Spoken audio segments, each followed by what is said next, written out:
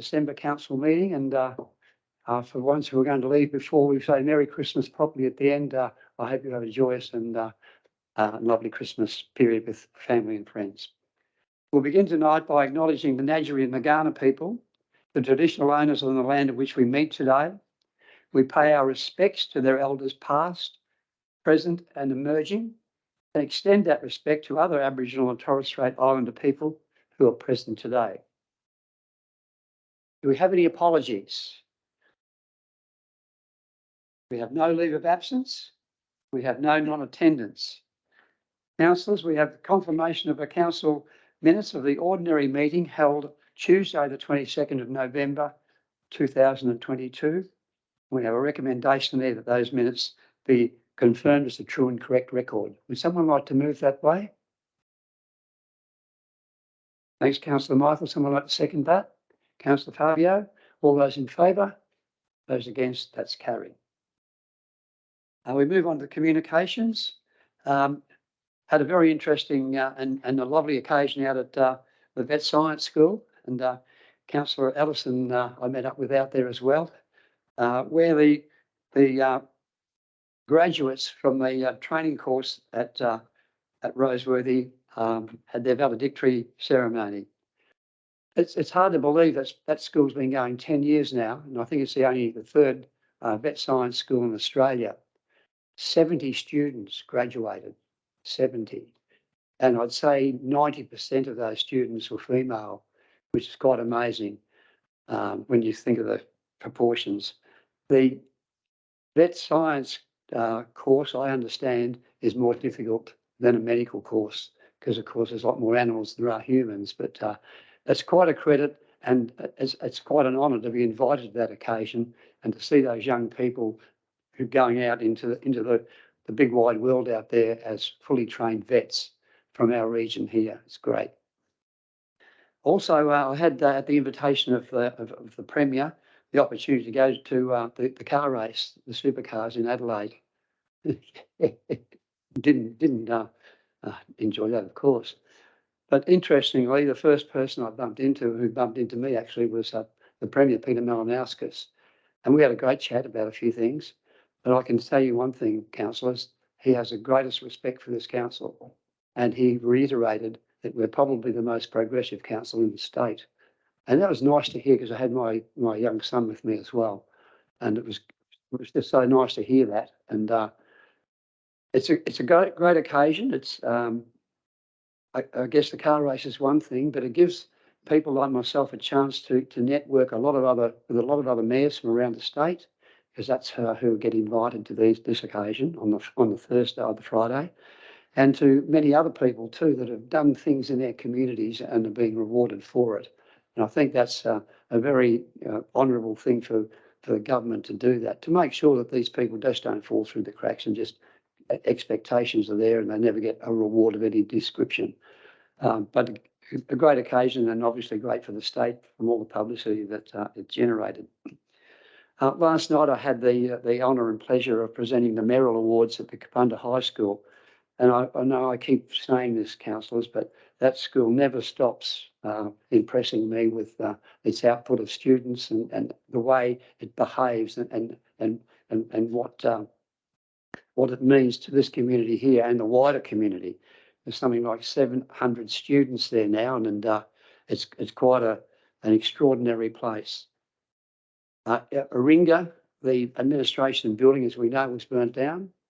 However, it hasn't stopped that school from really coming together. And in fact, I think in the end result, it might be even stronger when they rebuild it, because that's what they're doing, and it's in place and it's started. It'll take a long time, and I think the young students that are starting this year may see it in their year 12, but we'll see. But they talk about it and they're excited about it rather than being negative. Look at poor us, what happened to our school, and they're getting on with the job.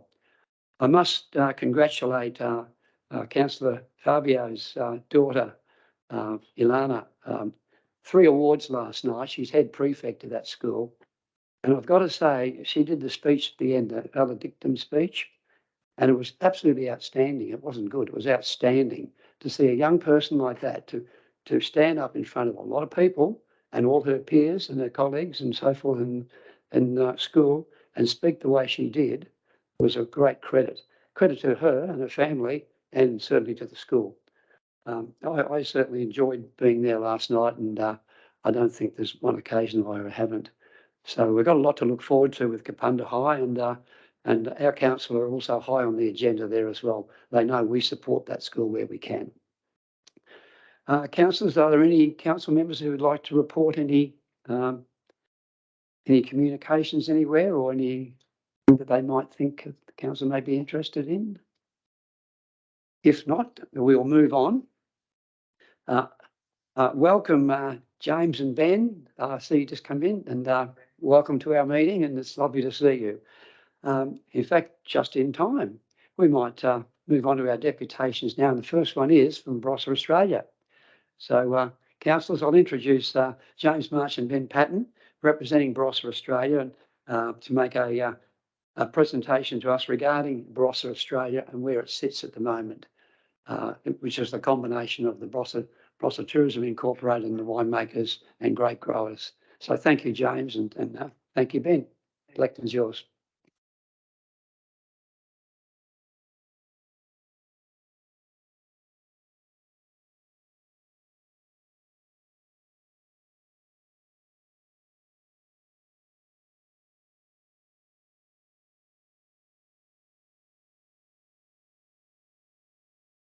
Thank you very much for the opportunity to be here to address you this afternoon.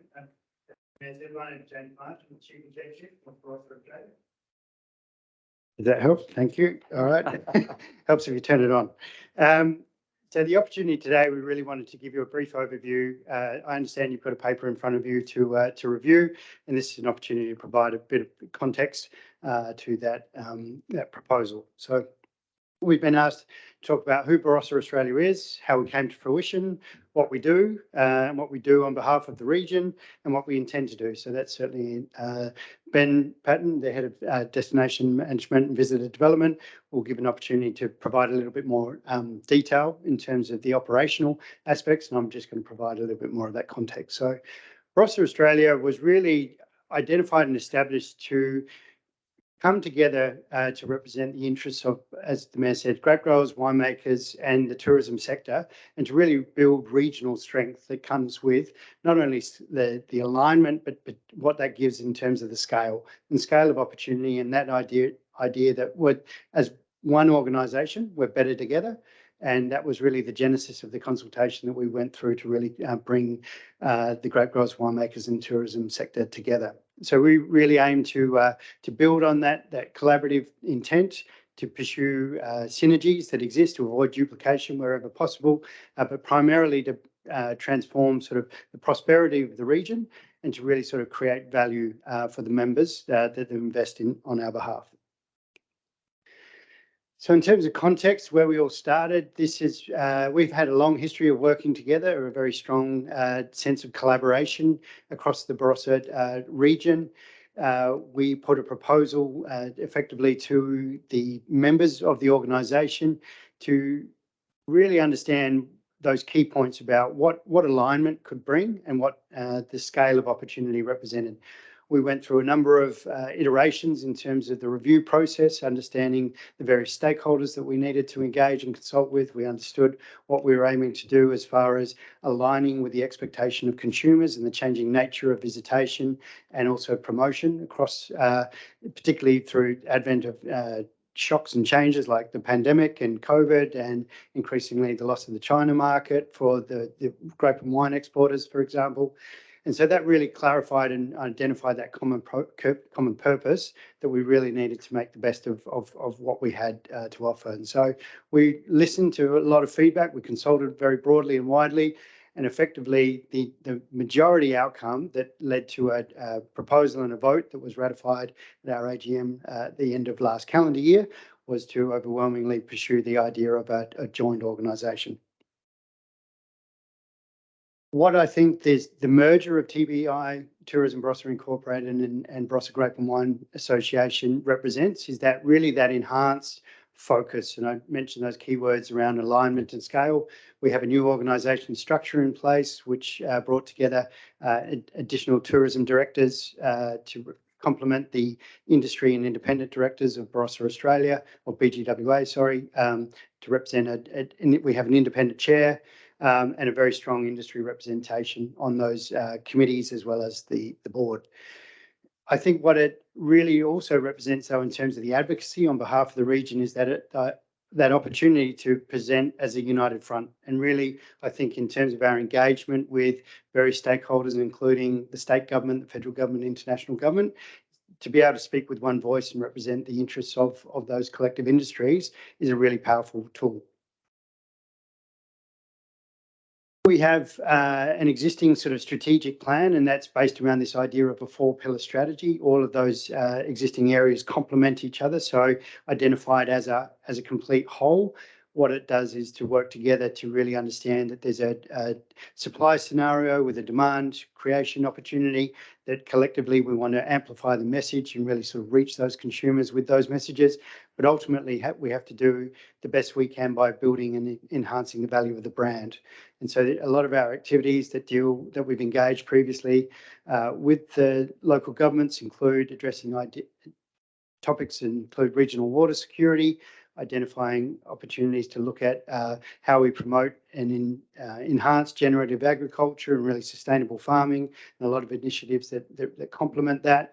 We do a lot of work promoting the Barossa domestically and internationally, and increasingly across the space, like with investment of tools like the Barossa Wine School and a lot of the regional events that we run to really sort of bring visitors into the region. We run a regional website called barossa.com, which is a very important tool to reach those consumers and to portray those brand messages. So we have a very professional sort of capability and an existing skill set that sits within the region, and we do our best to really enhance those activities with further investment of the members and regional stakeholders. So I'm just going to hand over to Ben now to really just take you through a little bit more detail. I'll be available for questions afterwards, but in the interest of time, just wanted to make sure we covered off those key topics. Thank you, James. As James mentioned, my name is Ben Patton. I'm the head of destination, the regional tourism manager, the tourism guy. I'm any of those things. I've been in this role about 6 months. So part of what I'll share with you will reflect on those 6 months, but also some forward planning. So a number of region-wide programs already exist, and as you can understand, with the merger of what was Tourism Barossa and Barossa Grape and Wine, there are programs from both sides that run. And a very exciting part of my recruitment and also my role in the first 6 months has been about how those different programs and strategies talk together, how we build collaboration, build a professional organisation, as James has said, but also work with partners. So the Barossa Visitor Guide has been completed and delivered, Barossa Touring Map, Barossa Vintage Festival, so from Tourism Barossa, responsibility or custodianship for Barossa Vintage Festival moved over to Barossa Australia. A food and wine event that we run, an open source event in August each year, has also been delivered. Some other projects that we're working on, Barossa.com, absolutely critical. Getting towards 300,000 visitors a year. It's the #1 way that potential visitors, so visitors before they've booked, actually start and consume information about the region as a whole. Social media, we also manage those channels. Capability development, PR for Mills and Trade. We attended ATE, for example, on behalf of the whole region this year, and have just signed up to attend the Australian Tourism Exchange, ATE, in April of next year. The thing I'll highlight for these programs, though, is I'm a tourism person. I knew more about the Barossa tourism region than I did about the wine zone before I started this job. So everything that I'm speaking to you about now comes through a lens from me of tourism. As you all know, hopefully South Australia is broken up into 10 or 11 tourism regions. So I look across the whole lens. So for example, the visitor guide, it covers the whole region as defined by South Australia from a tourism perspective, and it doesn't reflect necessarily on the zones that are defined in other ways. Moving forward in the same vein, going on my presentation here, sorry. Destination management. So coming into a new organisation, newly merged and new to me, it has been very, very interesting, very challenging in its own way. And I'd like to acknowledge Kyron and Liz for their time, and Richard as well for engaging with me in that 6 months. I greatly appreciate it. To touch on how I've been spending my time, I do highlight, however, that all of these items that I'm going to mention, they're not unique challenges to Barossa specifically. We hosted the regional tourism meeting of all of the managers last week, and there is a commonality of theme here. So recruitment was a big focus. We had some changeover of staff, so bringing new people into Barossa Australia and inducting them to ensure that we were delivering the best possible performance. Stakeholder engagement, state government, local government, regional meetings, presentations. I've been burning up the rubber the last 8 weeks. I've done 60 site operator meetings in 8 weeks out at their businesses. So look, that's been great fun actually. We've done 3 open houses. We've done a number of capability sessions as well. Financial stability, membership renewal is a big focus. So working through the complexities of that and how that relates to the new Barossa Australia organisation, acquittals, funding, etc. Database, making sure we know who we're talking to and growing that where we can. Connection to industry, so a revamped tourism committee. How that then integrates with the Barossa Australia board is very, very important. And lastly, data and analytics. Any consultant will tell you need to be data driven. What they fail to tell you is where to get the data in a cost efficient manner. So, you know, we've engaged on behalf of Barossa Australia a new data analytics program that will launch to partners in the immediate new year. So making sure that we're partnering with the right tools, but also then having the right data to work on collaboration and better decision making. So, we love an animation, so I'll just kind of rush through those a little bit. Looking forward, so the launch of Locallis is very significant in the second half of this financial year. That'll be more like January rather than February. We'll be running an open forum with Tourism Australia, SATC and ourselves. That will be in the first week of February. That's booked. That will be open to everyone to attend. We'll likely need a bigger venue than the Cellar, James, and some more catering money, but we'll get there and get that done, which is great. And growing our overall tourism region database is important. Destination marketing planning. So we have some brilliant new creative coming through from the agency we're working with. Destination management planning. Previous to this, I was in the Riverland, and one of the best things that we did was engage a destination management planning process, a collaborative process to enable everyone to find their place in the tourism or the visitor economy landscape. And I'll certainly be putting forward a case that that's something that's considered for partners. Vintage Festival wine auction. And then pleasingly, we're going back interstate from a trade and tourism perspective and doing 2 trade show activations, one in Brisbane and one in Melbourne. I can assure you this is just a sample. I wanted to try and give you a bit of breadth and understanding of some of the activities that we'll be undertaking and have been undertaken already. But I'm very conscious of time and the fact that we had 10 minutes. So I think we're about 12 minutes in. So, you know, 20% overage. Hopefully that's okay. And James and I are more than happy to take questions. Thanks very much, Ben. Thanks. Any questions, councillors? Thanks, Councillor Simon. I was wondering, so the TBI was a small sort of budgeted organisation, community-driven grassroots sort of organisation, representing, promoting the tourism offering. So you guys obviously are like in contrast, quite a big sort of industry levy funded organisations. So what's our contribution? What a percentage of your whole budget is our contribution? And since I suspect that's quite small, how can we make sure that this doesn't get lost in your big organisation? So in terms of the relative scale of investment, it is a relatively modest contribution compared to the overall operating revenue budget. Now, that's not to say that we make a distinction in our budgeting program around sort of an allocation between tourism, wine and grape. It is on behalf of brand Barossa. So a lot of the work that we do really identifies where programs are best delivered, particularly around destination marketing and overall promotional marketing. Now, they complement each other. So I would suggest that there's not necessarily a sense that getting lost in a program. It's all about how do we make the best resource investment decisions based on the best outcome. And increasingly what we're doing through that investment with Locallis and others is to make sure that we make data-informed decision, definitely around sort of tourism. So that's capability that Tourism Barossa previously didn't have to be able to do that. So our undertaking is to make sure that there is very much a concerted effort to drive activity that's going to confer benefit to the whole of the region rather than any individual sector whatsoever. So Further questions, just councillors? to follow that up as well, in terms of the representation, we do have industry sector representation on the Barossa Tourism Committee.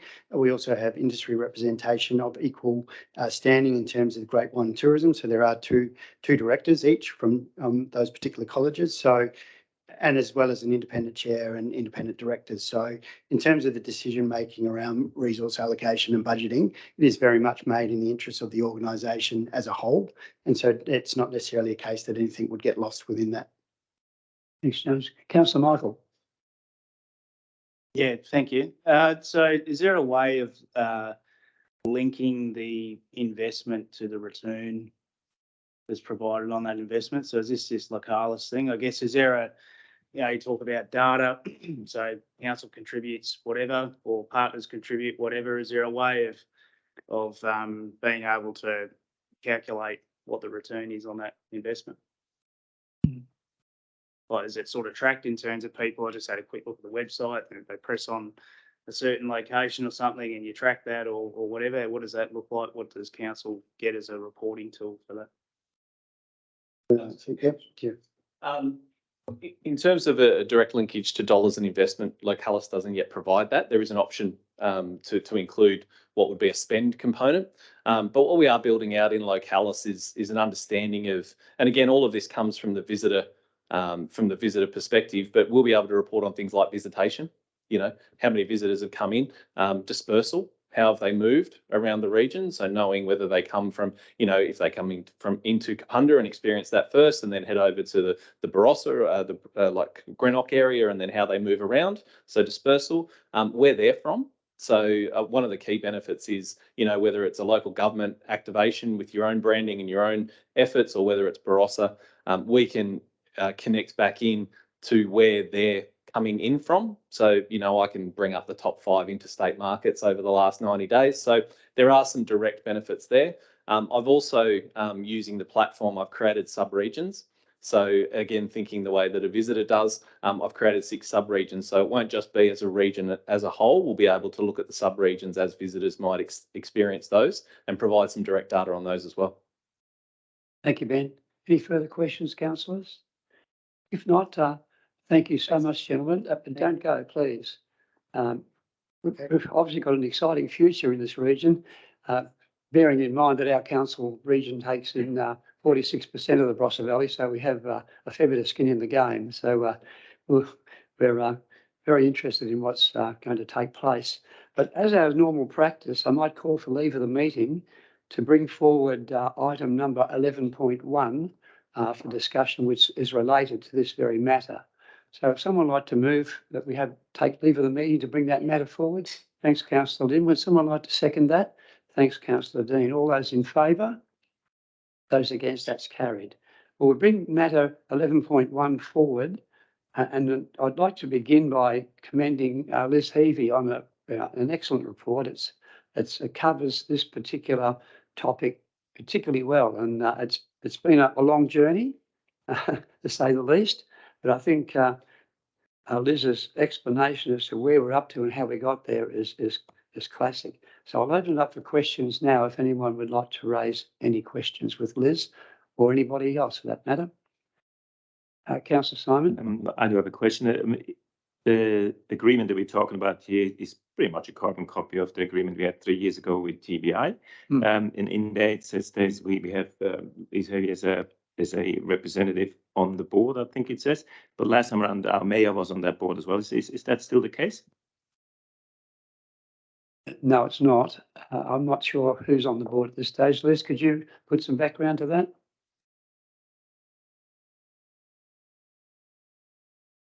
So in terms of the board makeup, no, there's no local government representation on that. It's industry representation. In terms of the Barossa Tourism Committee, there is an opportunity to participate in that as a stakeholder representation. So in terms of, we are also reinstating sort of the regular regional tourism organisation or regional tourism manager catch-ups. So there's quarterly meetings or monthly meetings, I think, embedded in the agreement. Yeah, thank you, James. I think what we would like to see happen too, of course, is light country, which is the other 54% of our council region, being able to be promoted also with those funds through the RTO. The RTO being the Regional Tourism Organisation, which BROSSA Australia manage on behalf of the South Australian Tourism Commission. So I think we just would like to keep a bit of an eye on that to make sure that other part of our council region is getting promoted, because that's always been our difficulty. No difficulty being part of Barossa tourism at all. In fact, it's an exciting thing to be part of, but the rest of our region needs to be promoted also. And I think now we've got the model that could very well work, where we've got the two organisations that we support, and that's going to be a funding matter for the council here to resolve at a later date. But I think if Barossa Australia could keep that in mind, that light region is going to be important to our future. Any?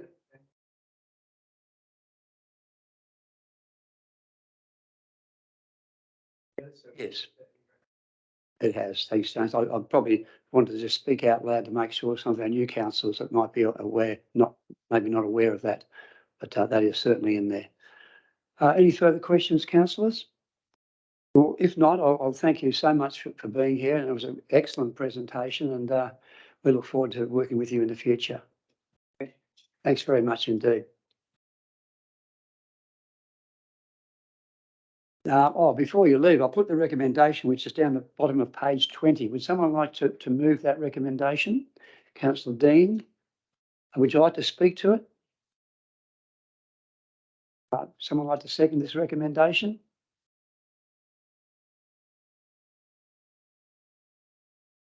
Sure. Thanks, Councillor Lynn. Would you like to speak to it? I'll put the recommendation. All those in favour? Those against? Can you put your hands up again, councillors? All those in favour? Against? That's carried. Thank you, gentlemen.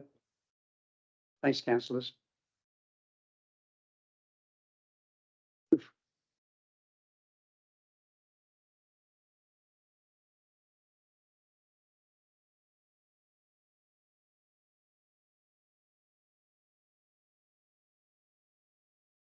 Councillors, we move on to 11.2, which is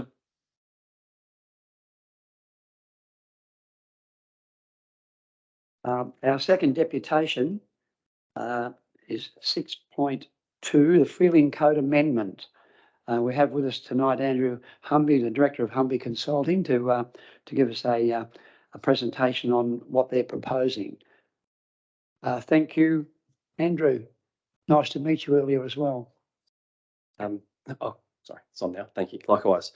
I do have a presentation, but it's not really too concerned if it's not brought up. It's fine.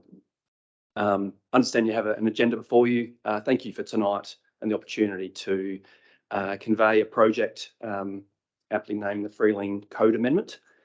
I'm here representing two landowners, Windy Acres Proprietary Limited and Therese Enterprises Proprietary Limited.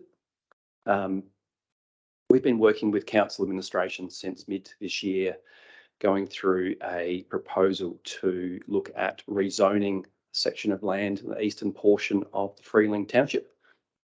There is a map, but it's not coming up at the moment, so we'll go back to that in a second when the visuals are brought up. The affected area as such is off to the eastern portion of the Freeling Township. This proposal has been in the mix for a number of years. Understand it's been conveyed with council members, former staff and former elected members for a period of over 10 years. But certainly since changes to the Planning Development Infrastructure Act, the current landowners are keen to sort of move forward with a proposal to look at rezoning the land. It's essentially two portions of land to the south of Burrow Street that's about 7 hectares in size, and another portion to the north, which is approximately 22 hectares. Brilliant, we've just got that ready. The affected area is deemed to be considered an opportunity for future township growth. It is outside of both the character preservation area and the environment and food production areas. I can remote work now. Brilliant. Thank you. And essentially, it's in the top right-hand corner of we can all now see what I'm talking about, which probably helps put it into context. So it's 7 pieces of land, 5 on the northern section of Burrow Street and 2 on the southern portion, which adjoin the existing Freeling Cemetery. As I said before, 7 hectares south of Burrow, 22.5 north of Burrow Street. We're looking to facilitate a policy change in the planning design code, which will change it from a rural zone to an established neighbourhood zone. The established neighbourhood zone would roughly result in approximately 200 residential allotments being created over a period of time. We've chosen the established neighbourhood zone for a number of reasons. It's the same zone that's applied or used in the balance of the Freeling Township. Carriage is single and 2-storey dwellings, has allotment sizes that vary between 600 and, well, actually there's a little bit less than that at the moment, but traditionally around the 600 to 1,000 square metre allotments.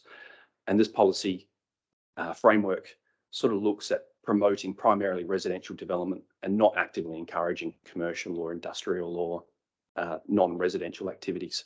We're keen to sort of use that to emphasise activating the main street of Freeling and not detract it by putting in some commercial activities away from the main street precinct. Since we met with council staff early in the year, we've gone away and undertaken a number of investigations to assist in this process. A couple of those relate to transport and access, obviously Till Highway off to the east, looking at best ways of managing safe access into the area. And a key component of this proposal will be looking at the existing infrastructure that's available. So it's the provision of potable water supply, connection to council's community wastewater management scheme, gas, power, telecommunications, a broad range of infrastructure that is available, and more so that needs to be augmented to accommodate some additional increase in residential development. We recognise we'll also need to look at undertaking a stormwater management strategy. It's deemed as they're called preliminary site investigations, but essentially it's a site contamination assessment to determine if there's any untoward contamination that will preclude sensitive uses going in the area, and an economic analysis which looks at population growth, supply and demand of existing allotments, and taking on board essentially what we think would probably be realistic for growth over the next sort of period of time. We've undertaken some preliminary concept plans. On your left-hand side of the screen is the northern portion of Burrow Street, the larger 22-hectare area, looking at sort of an indicative design in terms of how development may occur over a period of time. Development may be staged over that sort of longer-term period, but certainly the end result would look in something along this type of approach. Stormwater detention basin on the sort of the eastern side to manage stormwater runoff. And more importantly, there's an interface or a buffer, landscape buffer and pathways adjoining from the rural lands to the sort of the northeast. We've got a couple of different designs. Put in the context, you can see where the cemetery is on the right-hand side of the screen there, in terms of potential ways in which we can facilitate some residential development around the cemetery with different access requirements given the quite unique and irregular shaped allotments.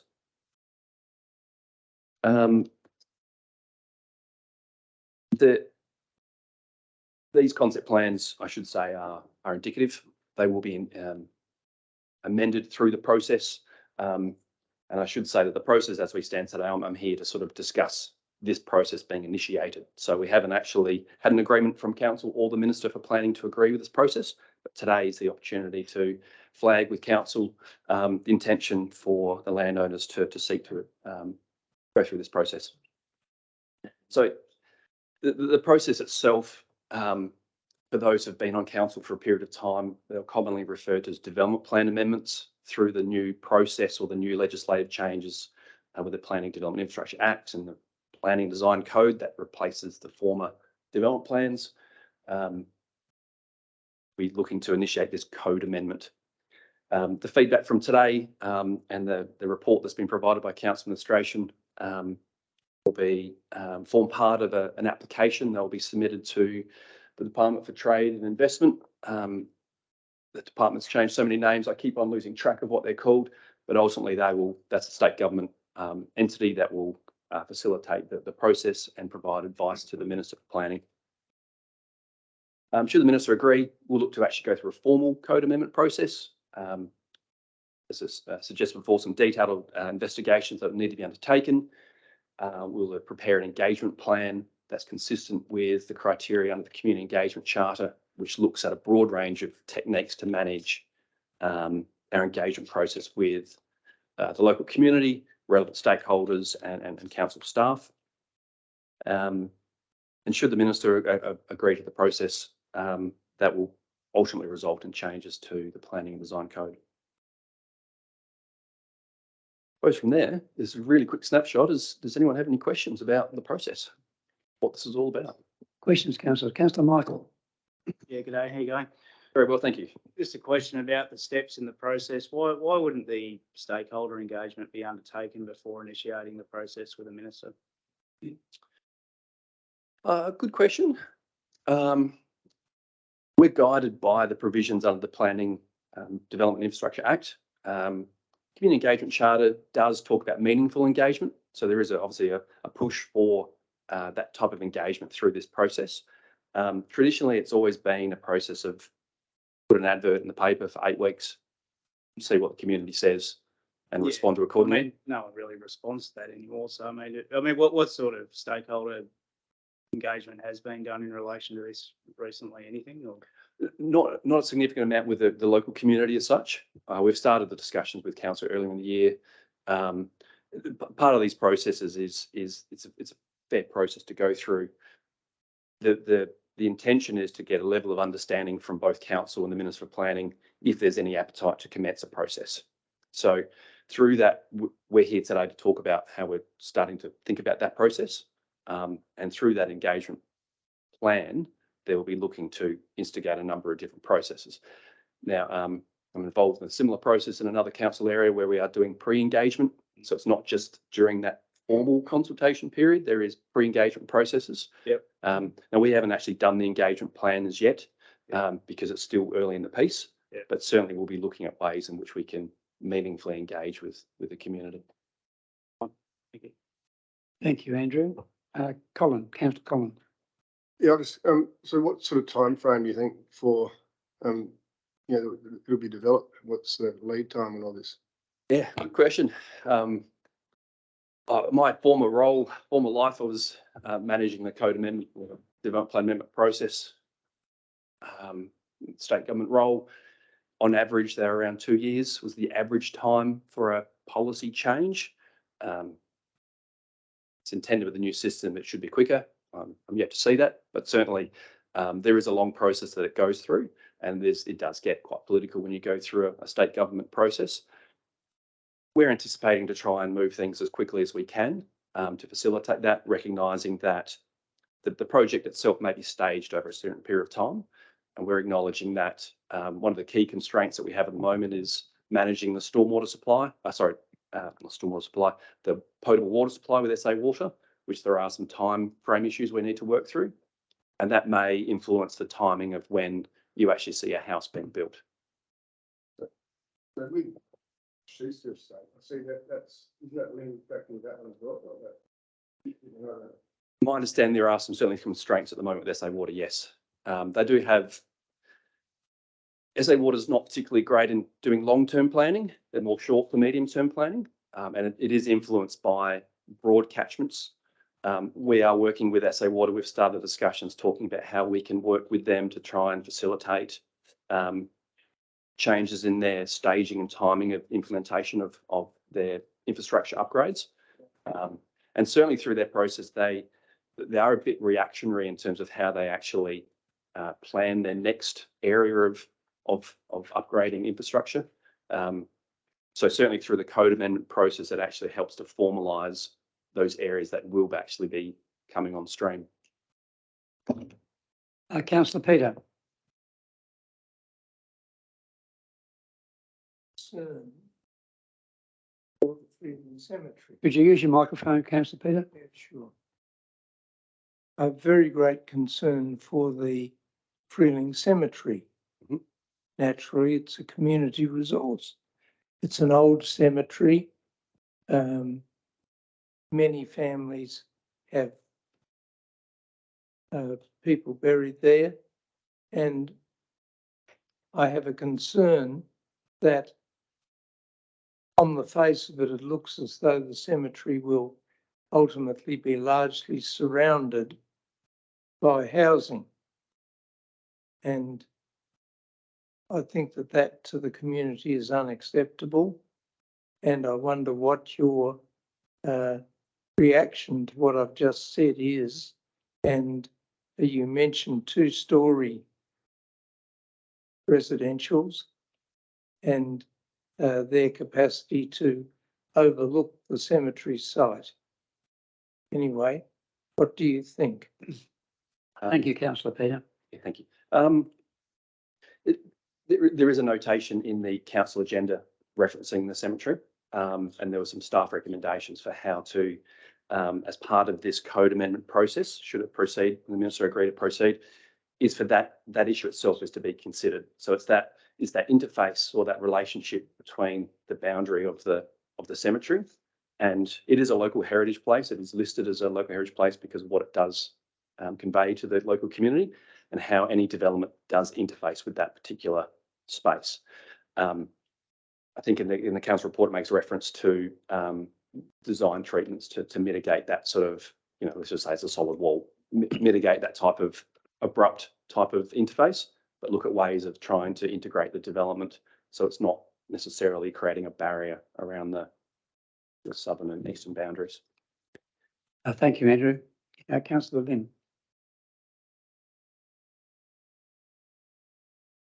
Councillor Peter has actually answered what I was going to ask. But the other thing is, you would have been told that there's no more development in Freeling. They won't be able to get any water until 2026. How do you what have you done about that? Have you got an agreement with SA Water, or what have you got to say that you, in a couple of years' time, you'll be able to do it? Because they won't let us do any more development in Freeling. Have you done anything about that? Yeah, thank you.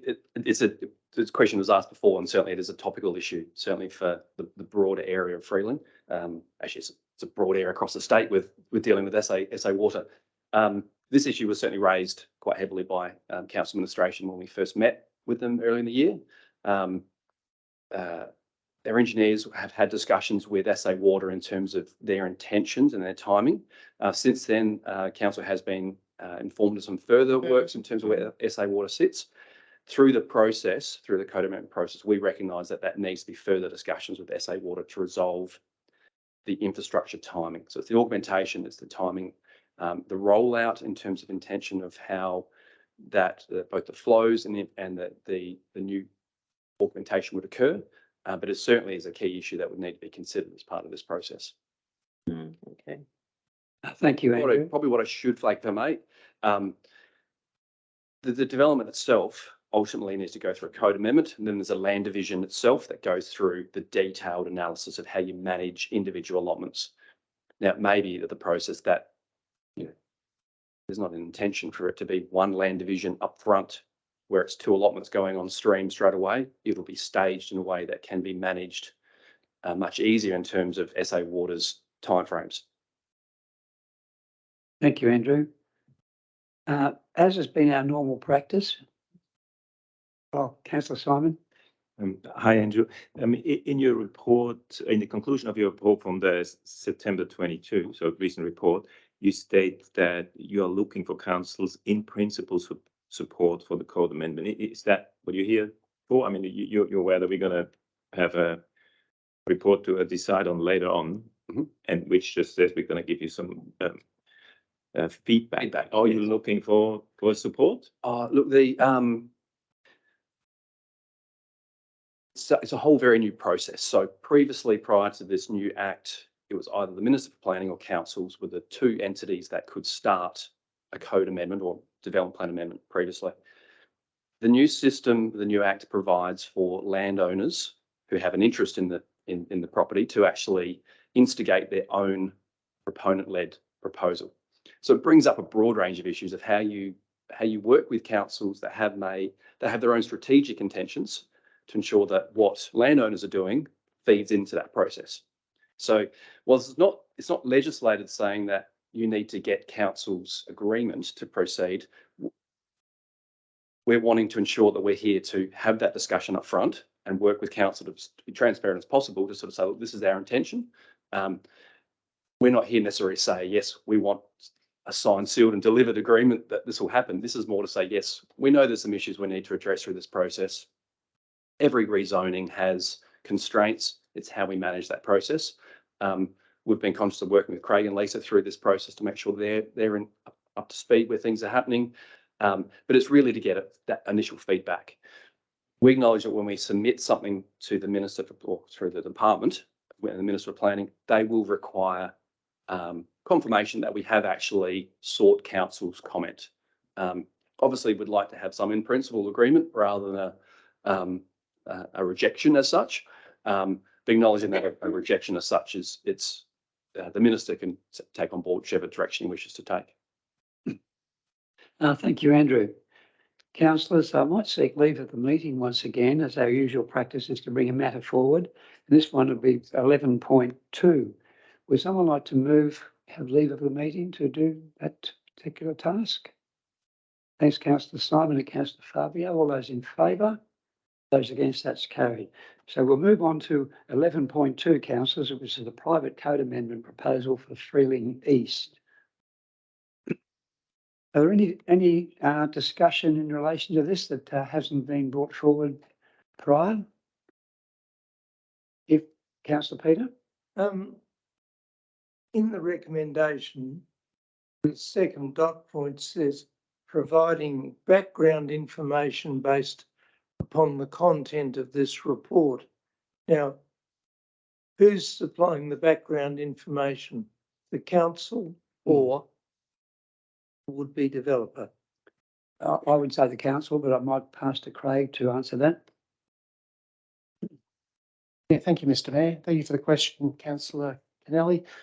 The intent is simply to provide information, and in the phrasing of the recommendations that sits at the moment, it would be authorising the Chief Executive to provide a response which would be built around the key points in the report, which notionally would be looking at the items that are dot pointed towards the end of the report, as an example. I'm just finding the right page reference, but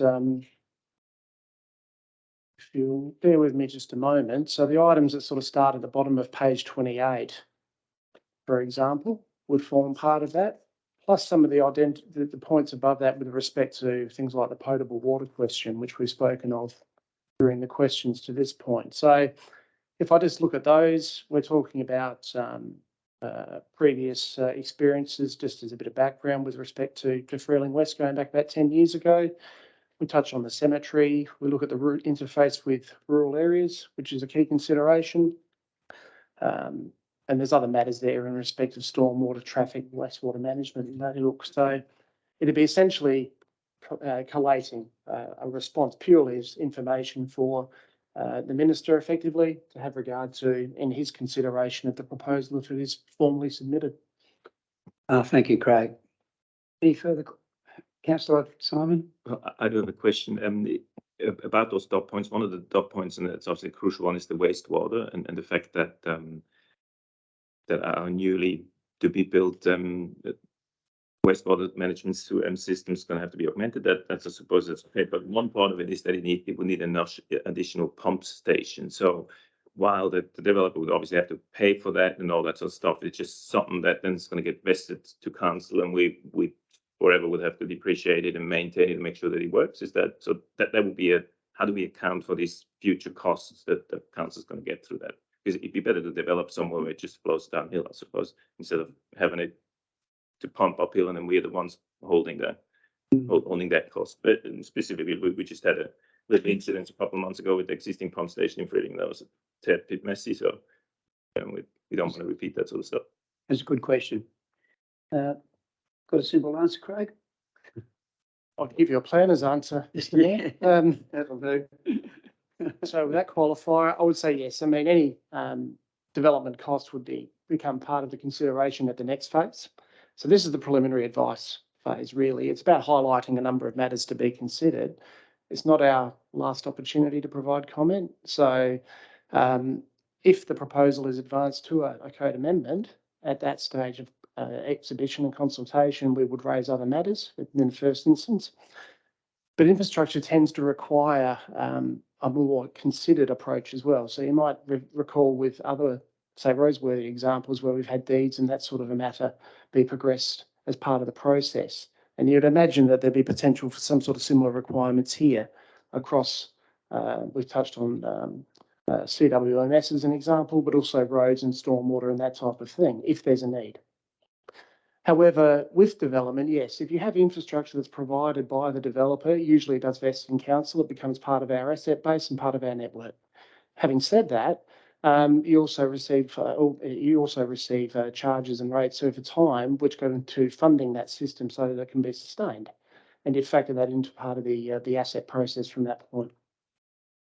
Thanks so much, Craig. Is that satisfied with that, Councillor Simon? Councillor Collins? More question on waste. So aren't we spending a lot of money on the Freeling waste thing at the moment, the upgrade? Is it, so if we put these extra housing in, is that been taken into, factored in that the future development or not? Yeah. Look, without taking away too much from Megan on this, the Freeling wastewater treatment plant has capacity for growth, so we've built that into it. However, we will get augmentation paid into the fund, so when it reaches its capacity, we will actually have money in there to actually add cells to it to build it on. So it will not be a cost on the existing users of the system. Thank you, Richard. Councillor Peter? I have another question. Is there any implication in our adopting the recommendation for council to be seen to be approving this development at this stage? Or is it merely a reply by the council to the proposal that's been put up? I might ask Craig to respond to that, Councillor Peter. Yes, thank you, Mr. Mayor, and through the chair. A point just to highlight initially, we're not actually, we don't have an approval function in this particular matter. So effectively it's a consultation, a preliminary consultation. And as Mr. Humby referred to, the proponent simply needs to provide evidence that they've undertaken a consultation process with council in the first instance. So the advice that we give is simply to have regard to. We're simply saying we're aware of this matter and here's some items that we believe should be considered in the consideration of a formal proposal.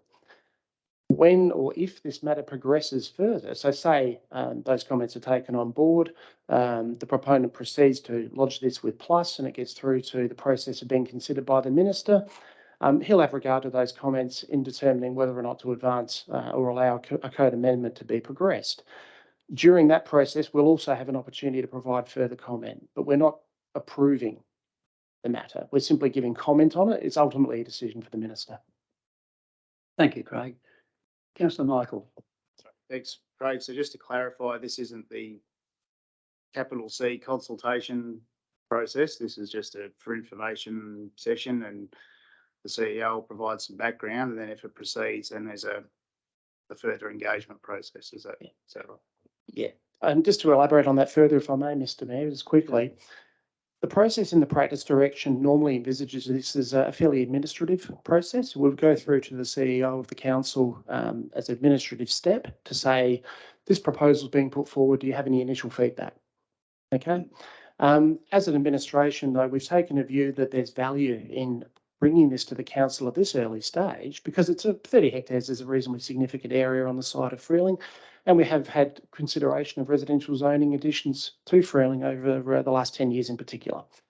So we've taken the step of bringing it forward perhaps earlier into the process than would be anticipated, but it certainly isn't the capital C consultation. The engagement comes later, and it's a much more involved process than it used to be under a development plan equivalent, the amendment equivalent. Thank you, Craig. Councillor Fabio.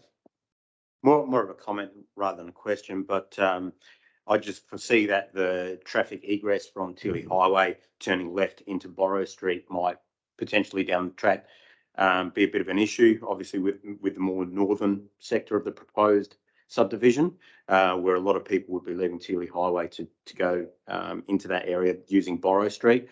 Just acknowledge the fact that there is no slip lane there at the moment, and when someone does go to turn left, it does create quite a bank up. There has been some significant accidents there over the last few years. I would like to see somewhere, that issue addressed, potentially at the cost of the developer, maybe, to address that issue to obviously provide a safe environment for people that will be living there in the future. Thanks, Councillor Fabio. Well presented.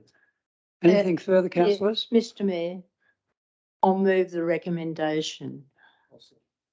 And move Councillor Lynn, second Councillor Collin. Do either want to speak to the motion? No. I'll put the motion. All those in favour? Those against? That's carried. Thank you, councillors. And thank you, Andrew, for your presentation.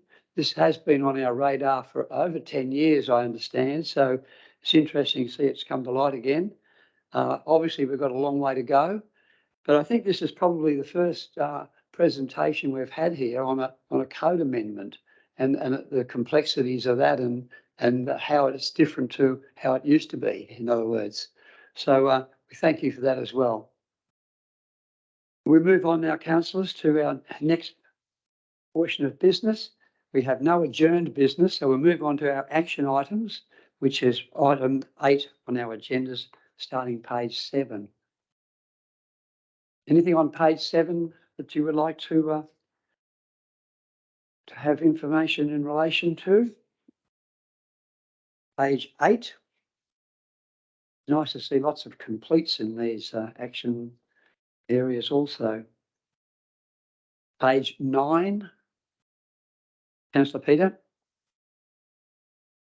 Turn to page 7 and the Freeling wastewater treatment plant upgrade. Yes. Is there any current information on that? I might pass to Megan if I could.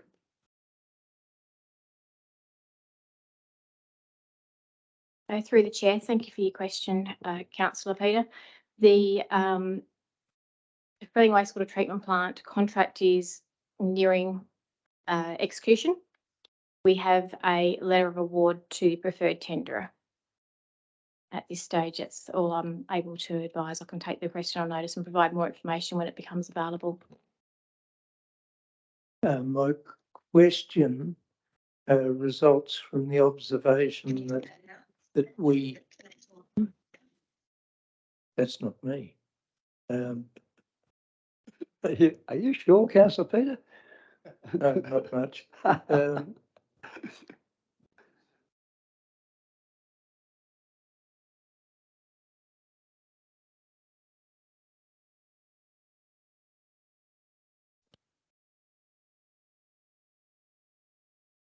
Through the chair, some of the works are being completed by the council and some by the contractor. The council are undertaking some works at the moment. Thank you, Megan. That's page 7, councillors. We got to page 9. Anything on page 9 that you'd like to withdraw? If not, we'll go to page 10.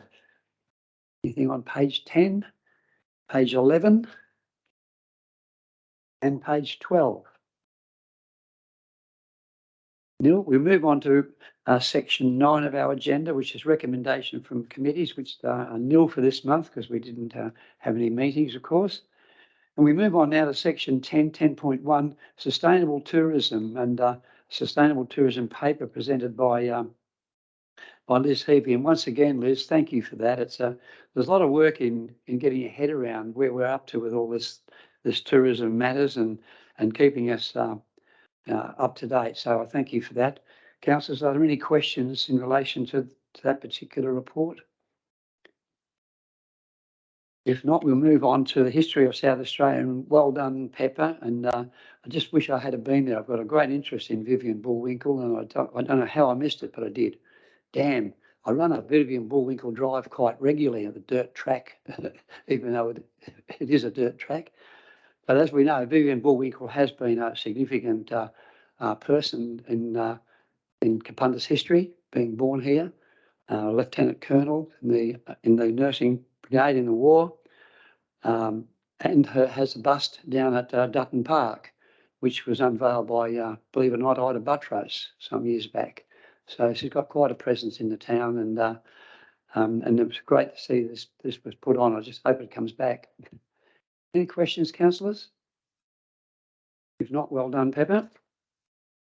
Temporary road closure for the Spedley Street Markets, Traders Market. Any questions in relation to that? 10.3, councillors? No questions, we can move on. 10.4 is the Environment Protection Noise Policy Review, which is a tricky one. And thank you, Brandon, for putting this together, and your Craig's department.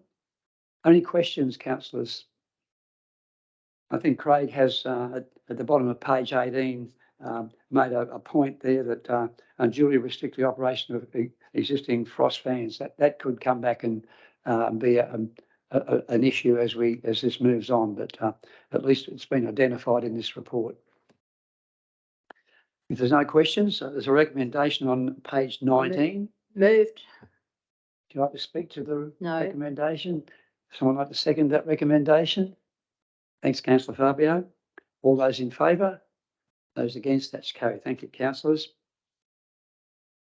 We're moving on now to, we've 11.1 has been completed. I understand 11.2 we have also completed. Now, we're on to 11.3, which is Light Regional Council governance arrangements. To begin with, councillors, we've got a presentation from our CEO, Richard Dodson. Thank you, Richard.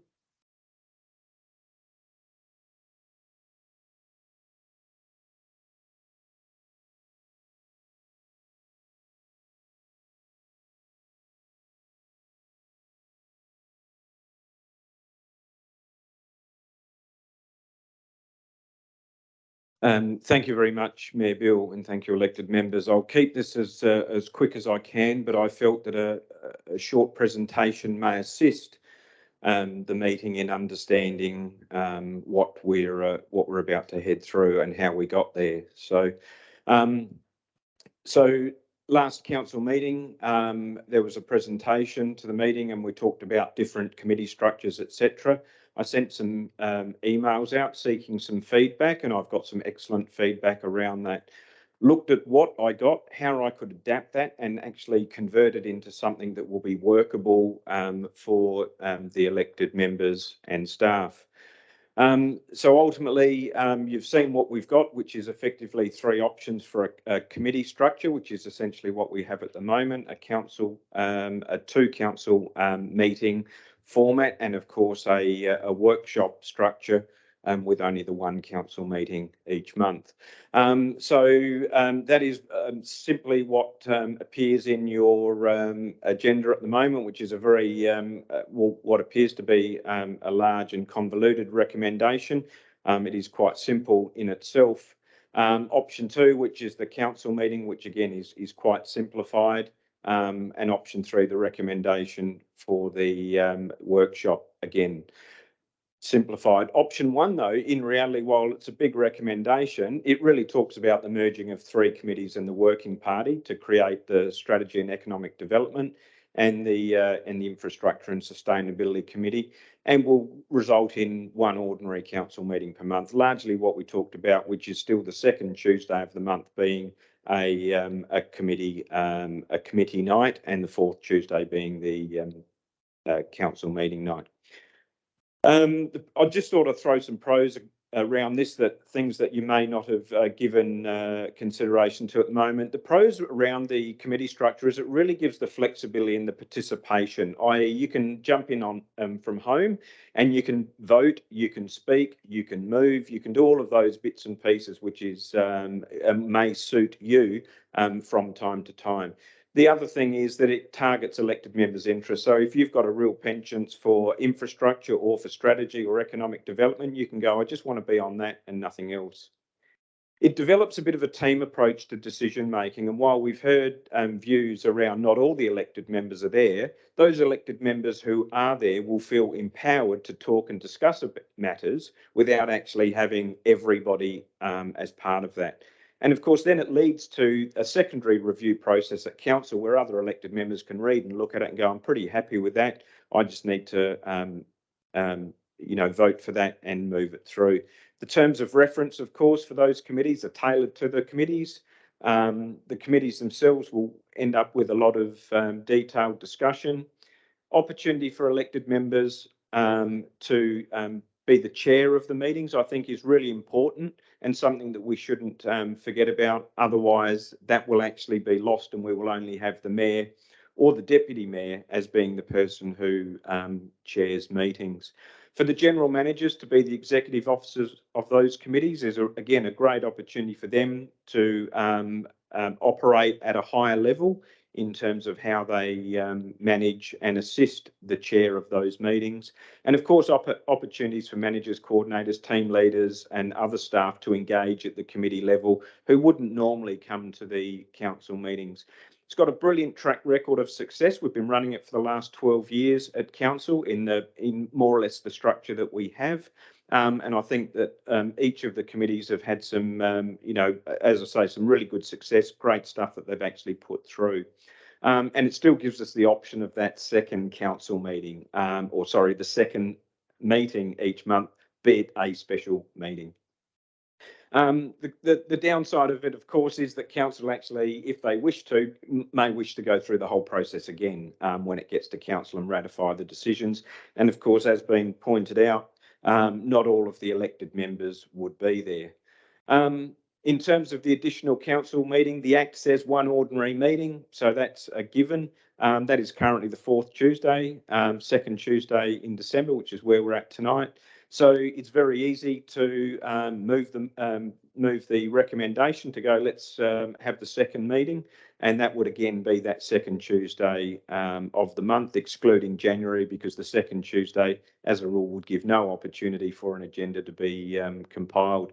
Meetings are chaired by the principal member, and the committees, obviously, the audit and risk and governance would remain. The pros of that, so the good part is all meetings are decision making, and that that's something that has been clearly articulated to me, and all members by default are involved. You don't have a choice in relation to that. You do get a consistency of meeting style, so every meeting is chaired exactly the same. And given that we are going to have that second meeting, there may be that greater opportunity for community engagement with the full council. The cons of it, all members must attend to vote. So if you go, geez, the second Tuesday is always a tricky one for me, or whatever, you're not there, you'll be an apology for the meeting. No electronic participation. That is a state government ruling relating to the Act. You cannot participate on that. But as I say, you can log in, like many people may be tonight, and watch the meeting yourself. There's not really the opportunity for the chair development. That being said, if Mayor Bill was away, someone would have to chair, which would be the deputy. in that instance. The staff focus, this is the real downside from my point of view. The staff focus will be on agenda development. We will almost go from week to week being develop the agenda, put the agenda out, have the meeting, get the outcomes of the meeting, go back to agenda development. So agenda development for council is quite a bit different to the committees. And I've put in there the cost of hosting meetings in other locations, but that's probably, it's not super important.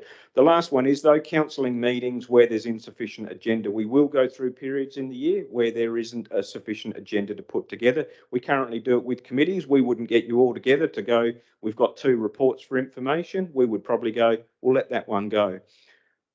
But where we've got, so we need to go through a little bit of a process there. The option 3, which is the monthly workshop with the monthly council meeting, we introduce a monthly workshop or briefing session, get rid of all the committee structures. The meeting's still published, so it's still open to the public and they can come along and view that. It will assist, inform and educate in a more informal setting. That can obviously be a real benefit to us. And again, attendance can be, in person, or you can do that remotely. That is another good choice of it. And the activity is all covered in our meeting procedures. It allows for all of that. And we still get the 1 ordinary council meeting per month. And I haven't put it there, but of course you can still, in fact, I'll probably get to it on the next page. Sorry, flexibility in the remote. Basic agendas are really important. So you might not actually get much to say. There's going to be a presentation on the finance tonight. And then the finance manager or the general manager would provide something on the night, similar to what I'm doing now, and then it would be included in the minutes. It's information only. And allows the administration to develop the reports for decision or a strategic direction. Really good engagement, generally at workshops, opportunities for managers, coordinators, etc. Again, to engage with the elected members. It's a team approach to the development of directions, and again, the option for a special council meeting. The cons are that there's no decision made, no opportunity for chair, and of course you can just go round and round and get nothing out of them sometimes. So you need to, if they're done, they need to be, chaired well or facilitated well, I should say, to make sure that you actually get something out of the meeting. The way it's been written, and again, this is from the feedback that I've been receiving, and I'm not saying the feedback is going to get carried, but the feedback that I was receiving was that the option 1 was something that was still on people's minds. So I've included that as option 1, and it would be an option that I think still provides a lot of value to elected members. That's just a copy of the first slide that I provided. That, of course, is the recommendation that we've got there. I have highlighted that we have to, if this was actually chosen as an option, we would be required to appoint a chair or a presiding member of 2 of the committees. And my sort of suggestion at this stage is, while I'm not advocating that you move or second option 1, I would be suggesting that at this point, you select people who could be those should they get moved. And the reason that I say that is because when we get to the discussion and the debate, you are going to be better off to have people in there because it will be much less confusing as we go through the discussion. So on that basis, and I'm happy to, I have actually sent each elected member the Slido voting tonight. But what I would require, if it is the desire, is for people to nominate for that so we can actually place the names in there. Remember, we are only nominating people to go in there. This may not go anywhere. It does not preempt any decision or further discussion of council at all. Thank you, Richard. Questions, councillors, first instance? Councillor Simon? If in the case you were saying that in the case that there's not enough, if we adopted option 2, in the case that there wouldn't be enough stuff to be on the agenda for a council meeting, would there be an option to just cancel it? Or is that then set in stone and we have to have it or something? We would be, what we're saying is we would have to formally cancel the meeting. Whereas at the moment, with our committee meetings, we only actually publish when we are having the meeting.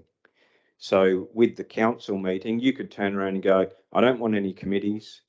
We'll have one council meeting a month, but there's a few of us will get together every month and call a special council meeting on the 2nd. You can do that. You don't have to do anything other than publish that you are having the meeting. I wouldn't be advocating for that. I don't think that's good governance practice at all. But when you publish and you put in your meeting procedures that you will meet on the 2nd and the 4th, that is the program that you'll be running with. What I'm saying is I wouldn't want to call meetings with soft agendas. I don't see there's value in that whatsoever. Again, if I may, good, Chair. So what would be the procedure to cancel a meeting? Is it like something complicated, or you just, because you just said, yeah, how would that work? Sure. I'd need to, we may need to take that question on notice.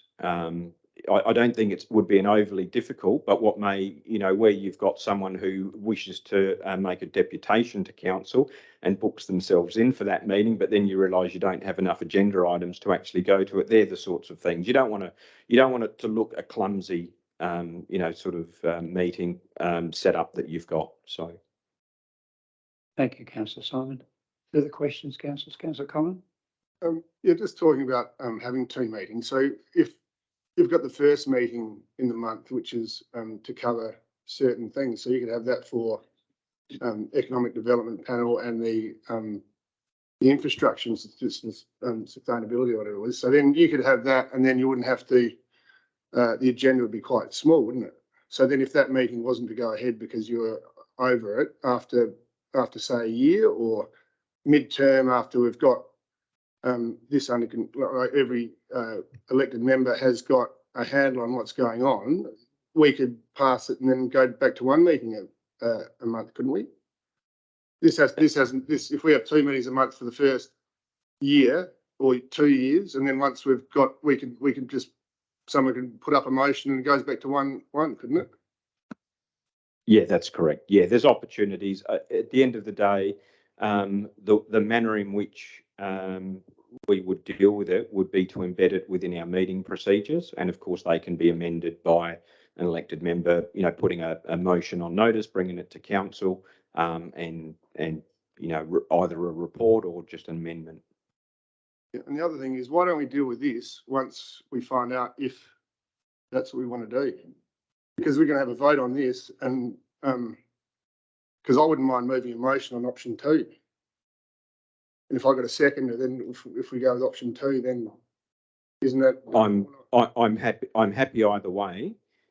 The reason for bringing this at this point in time is that once, however, whatever motion gets up or gets onto the table, once the motion is on the table, I've tried to avoid amendments being made to the recommendations without it being a formal amendment to the recommendation. So I'm open to it as long as everyone's able to follow it through as we run through that process.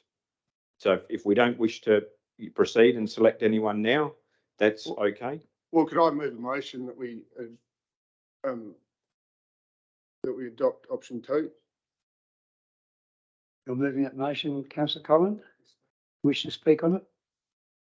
Yeah, I just think that I think we should have 2 meetings, because I think as a new councillor myself, I think there's a lot of things that are in economic development and infrastructure which need a lot of reviewing by all of us, and I think that the best way to do that is having 2 meetings and having 2 lots of agendas for the month. I think that we'd have a lot better understanding of what's going on. I think it'd be a lot better for the ratepayers, because I think there's a lot of things that I think need attention. So I'd like to, put that motion forward and hopefully it gets supported. Thanks, councillor Collin. Do we have a second to that motion? Councillor Simon, would you like to speak to that motion? And I concur with what councillor Collins said, so I think that's all I need to say. Is there any further discussion, councillors? Councillor Dean? I'd like to speak against the motion. One of the problems with that I see is lack of flexibility. One of the things which has been of considerable benefit is that if we go, for example, to option 3 or option 1, you have the ability to discuss and explore a matter, and particularly I'm talking about ones that have a lot of potential for discussion. That's the two you mentioned, economic development and infrastructure.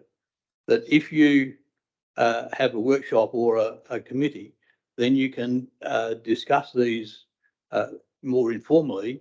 Particularly with a workshop, you can actually give some direction to the staff so that the shape of what actually goes up to the in the agenda can be guided more by our feedback than you can if you put it in an agenda item straight up. Because then if you want to change it, you've got to table it, or you've got to try and modify it on the run or whatever, both of which don't really work, I can tell you. So having that flexibility, and then with, say, the workshop arrangement or with the committee structure, what you can do, as Richard outlined, is you can call a special meeting where you need to, if you need to make a decision that's outside the normal meeting. So you've got that flexibility. So why I'm opposed to option 2 is its lack of flexibility and its cumbersomeness if you don't have enough to hold a meeting, enough agenda items. And I agree that there's nothing worse than having agendas that are busy work. We really need to have agendas with meat, and they need to be efficient, and we need to be focused. And we can do that with one meeting a month, and we can achieve that by the other period when we need to, will enable us to develop an agenda that's understood by everybody and in advance to a large extent where we have a workshop on a particular topic, so that we can move the meeting through quickly and efficiently with good decisions, which I think is what we really need to do. So it's just the lack of flexibility and the advantage I've seen over a lot of years with the alternative arrangement of workshops and committee meetings. So one or the other, I'm not that fussed which, because both work. But 2 meetings I don't think do to the same extent. Thank you. Thank you, councillor Dean. Would anyone else like to speak? Councillor Fabio. Yeah, look, personally, and I speak personally, I guess here, my preference would be actually for option 3. I think the flexibility of having that open discussion without the formalities actually would enable us to achieve a lot more questions be asked. Certainly, if you take into consideration some of the training that we had, where in a formal meeting, generally speaking, you're really only allowed to have one shot at speaking. I think by having a workshop, there can be a lot more open discussion. We could certainly look at extending that or expanding it to involve more key stakeholders in the meetings as well, and not be limited directly just to the elected members. And also gives that flexibility, obviously, for the elected members that don't really have a vested interest or believe they are, I guess, schooled enough on that particular subject to perhaps forego that particular meeting. Obviously, the structure of the meeting would have to be chaired, so it does follow some sort of guidelines, I guess. So it's not just a shouting session or anything like that. And then from that workshop meeting, then that's where you would establish your recommendations, which you would then take to the formal monthly council meeting for the formal vote. Thank you, councillor Fabio. Anyone like to comment on that? Councillor Peter? Looking at the three options, I think that option one, which really incorporates what we've done in the past, works well. It has worked for us. And I think the combination of 4 committees into 2 is good. And I think also the preparation that staff have to do for preparing for option 1 would be would help them, would be a more efficient method. And so I opt for option 1. Thank you, councillor Peter. Any further discussion? Well, at this stage, councillor Lynn? I actually like option 3. I like the workshop attitude because quite often when you have a workshop, you can at least take part online.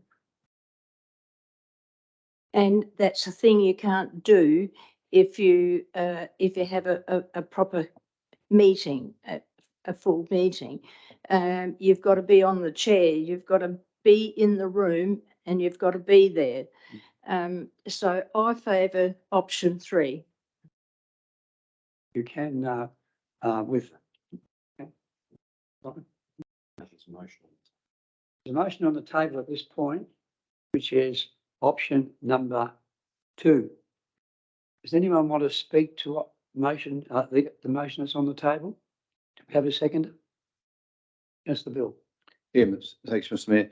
Yeah, I'd like to speak against the motion. I think 2 meetings a month is particularly cumbersome, particularly awkward on the staff having to prepare agendas, given that they've got to be out 5 days before, that they would be doing nothing but preparing agendas and getting it out to us. And I would certainly support the workshop. With option 1, I like too, but certainly the workshop, it provides a great deal of flexibility. It makes it easier for everyone to communicate, talk at ease without being in formal situations. So I would very strongly speak against the current motion. Thank you, councillor Bill. Any further comments? Councillor Michael? I'll try and keep this brief. I mean, this is my first time on council, so I can't necessarily speak to past arrangements. I guess I agree with what Councillor Dean said about making sure that these meetings are effective and that there's good meaty subject matter. I think, as you put it, Councillor Dean, I think that's a good thing. I think that's what people expect. I think if we're cancelling meetings because there's a lack of substance, I think that sends the wrong message to people. In relation to option 3, I guess a workshop would need to be structured. It can't be just I've been in enough workshops in my career to see many that have failed through, just a whole lot of hot air and so on. So, it's probably 1 of the 3 from my perspective. I'm probably agnostic as to which necessarily. I think option 1 has a bit more structure, maybe. But thank you, councillor Michael. Anything further, councillor Dean? Oh, councillor Allison's the only one who can speak at this particular stage.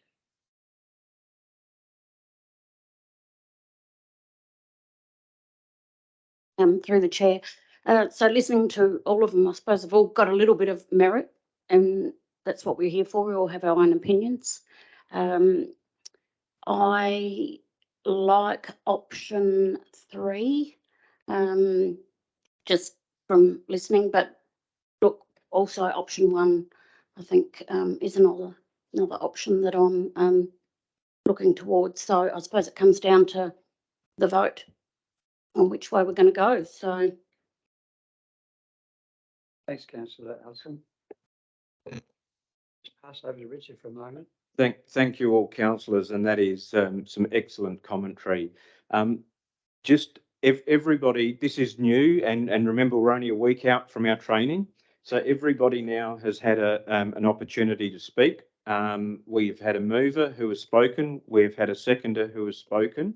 while there has been commentary around what a person would and wouldn't vote for in terms of the options, the only option that is being voted on is option 2.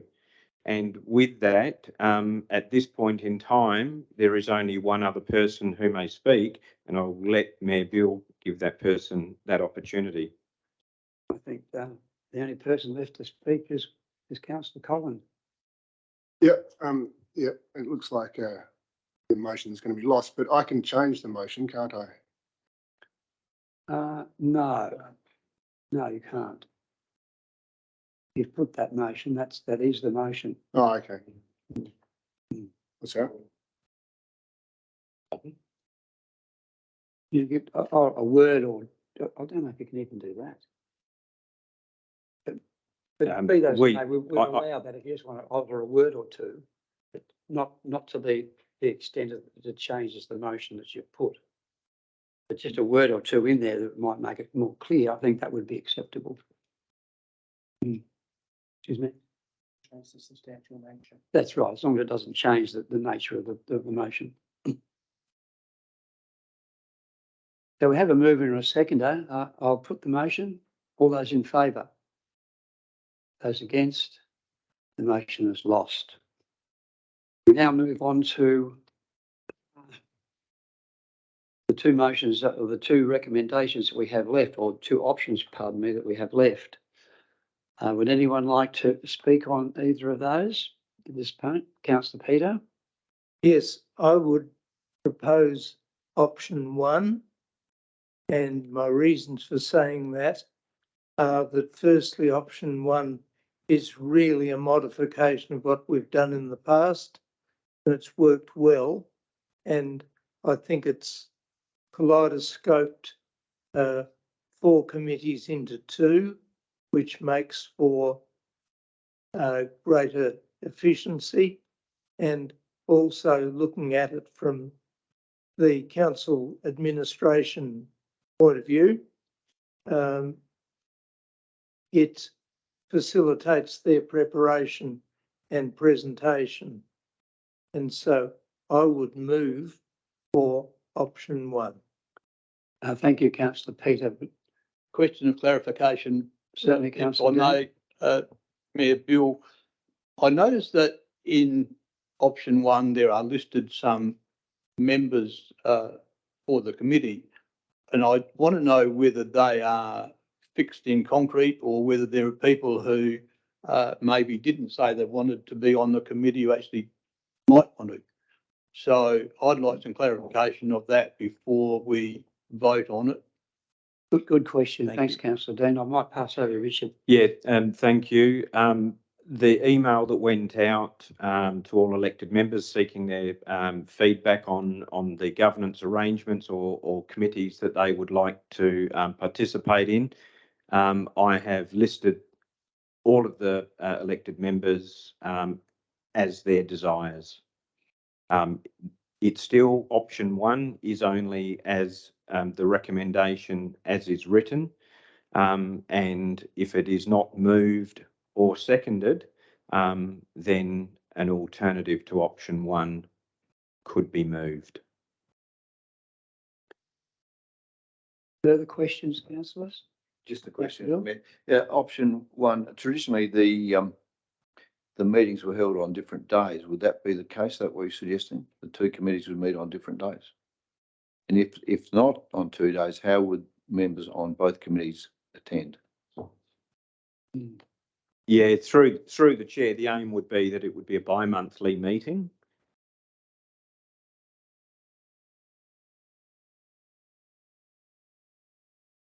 And the alternative month would be the infrastructure.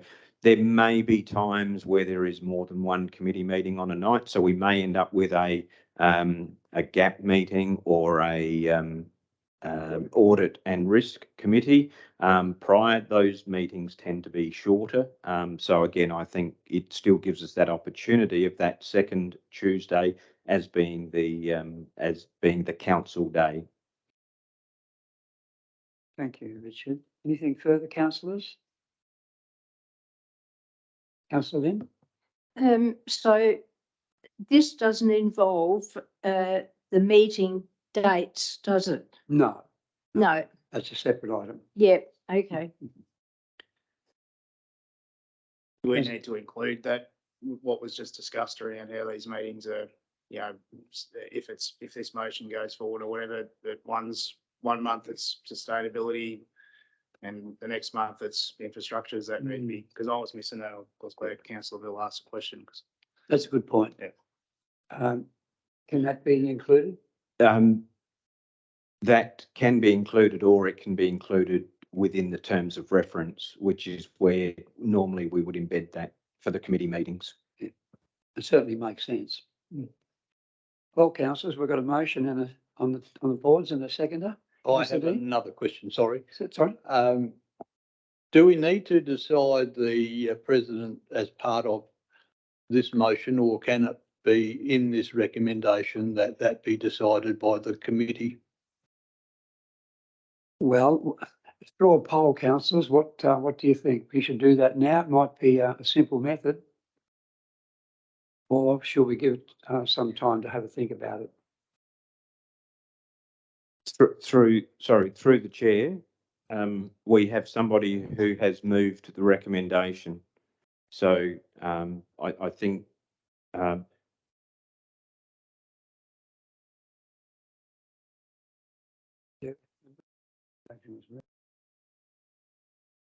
And it hasn't been seconded yet. I thought Councillor Michael seconded the recommendation. So we've got a mover and a seconder. So I guess we can't at this stage alter the recommendation. sorry, again, this is all new learning for us, and I think we're doing, I think we're on about an A minus to an A so far. We're doing really well. At this point in time, the recommendation as appeared in the agenda is what is on the table. So should a person wish to move an amendment where items, I think it was 5, is amended and 7 were amended to that the committees themselves choose their chairs, then somebody would need to move an amendment to the motion to that effect. Councillor Peter. I think, and I would move an amendment that the committees appoint, the individual committees appoint their presiding members. Might just need to do a double check on that because Councillor Kennelly, you have moved the original amendment. We will just do a check as to whether you can actually move an amendment. I don't believe, but we'll just double check. I mean, if that's a problem, I'm happy to move the amendment suggested by Councillor Kennelly. Let's fix that then. Thank you, Councillor Dean. Councillor Simon. Oh, we have a mover and a seconder. Thank you. Just check. So how are we travelling? Everyone has a say in this particular matter? Yep, no, it's still on an A. We're going well though. We now have an amendment to the recommendation. So elected members now have an opportunity to speak to the recommendation before the amendment is put. So we are only voting, we're only speaking or motioning to the amendment at this point in time. Right. So we have a mover and a second for the amendment. Any discussion in relation to the amendment? Mayor Buell, I offered to move that amendment, but didn't have the opportunity to speak, which I think I've got the right to. So Yes. I just think that that will give us a bit more time to think about it, and will remove cumbersome process from this meeting. Thank you, Councillor Dean. Anything further, councillors? If not, we might put the recommendation. The amendment. The amendment, I should say. All those in favour? Those against the amendment becomes the motion. So we'll put the motion. All those in favour? All those in favour of the motion? Of option 1? With that amendment? As amended? Excuse me? Option 1 with, to include that amendment? 1, 2, 3, 4, 5, 6. The motion is carried, councillors.